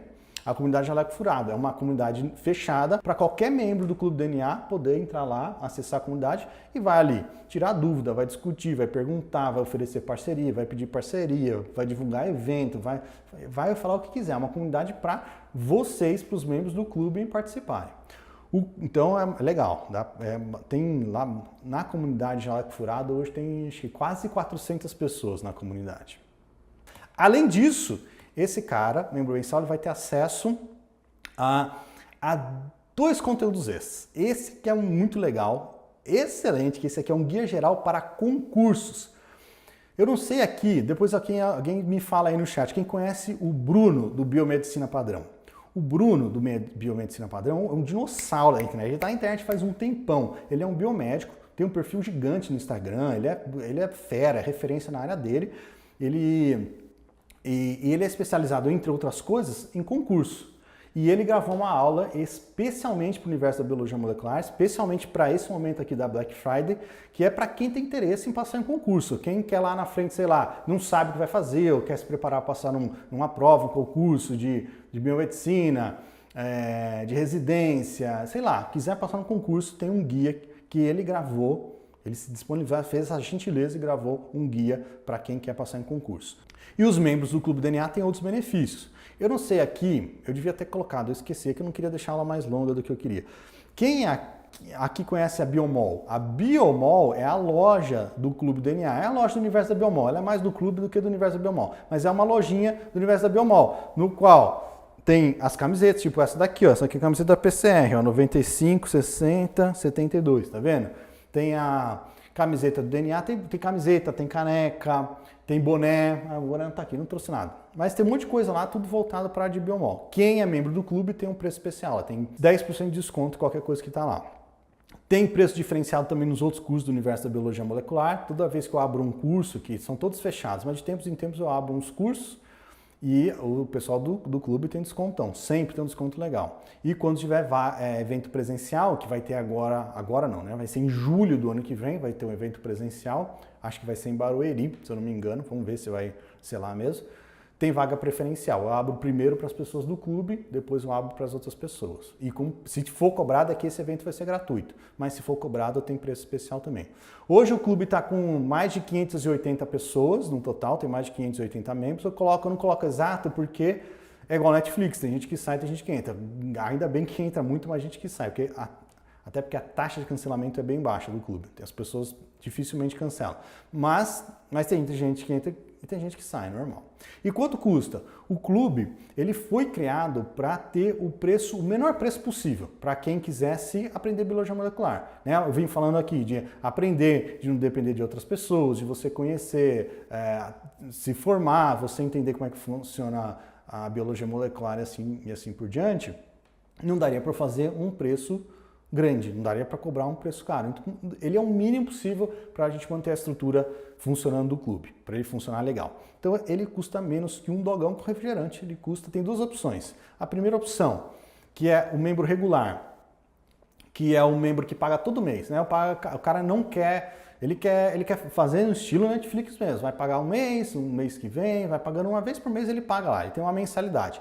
Esse cara, que é o membro regular, é um membro mensal, ele vai ter acesso às 4 aulas ao vivo por mês, né, que tem aula toda terça-feira, ele vai ter acesso à gravação de todas as aulas, ele vai ter acesso à comunidade Jaleco Furado, ele vai ter acesso aos cadernos, às apostilas, vai ter acesso à apresentação e ele paga apenas R$ 24,90.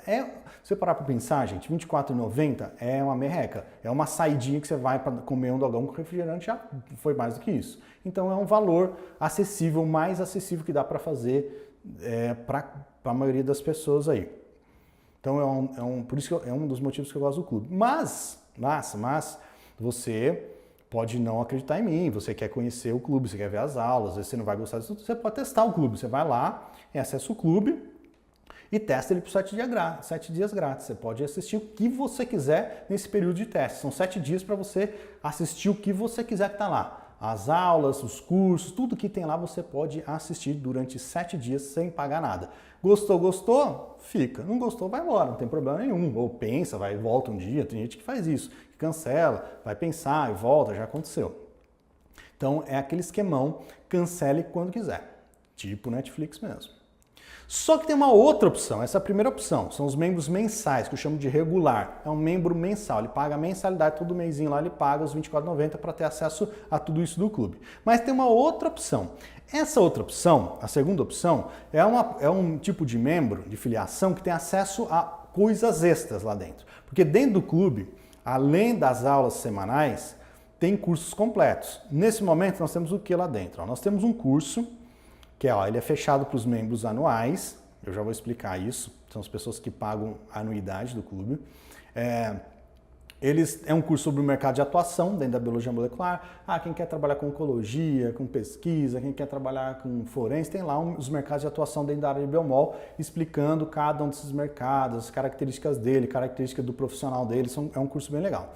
Tem um curso específico para obtenção de primers de sondas para PCR em tempo real, como você obter, inclusive desenhar primer de sonda para PCR em tempo real, e tem um curso completo de sequenciamento de nova geração, sequenciamento de nova geração do zero análise dos dados. São cursos completos que estão ali dentro, você pode acessar, assistir e recebe o certificado do curso. Tem o certificado do clube, das aulas semanais, mas tem o certificado à parte dos cursos completos que estão ali também.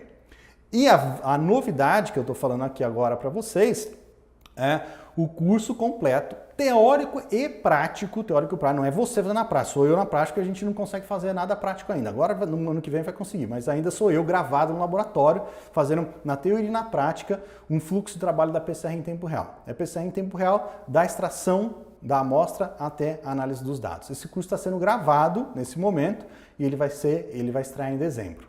Tá? Então tem mais esse curso que vai sair aí. E além disso, ele também vai ter acesso a esses dois conteúdos aqui que eu mostrei para vocês.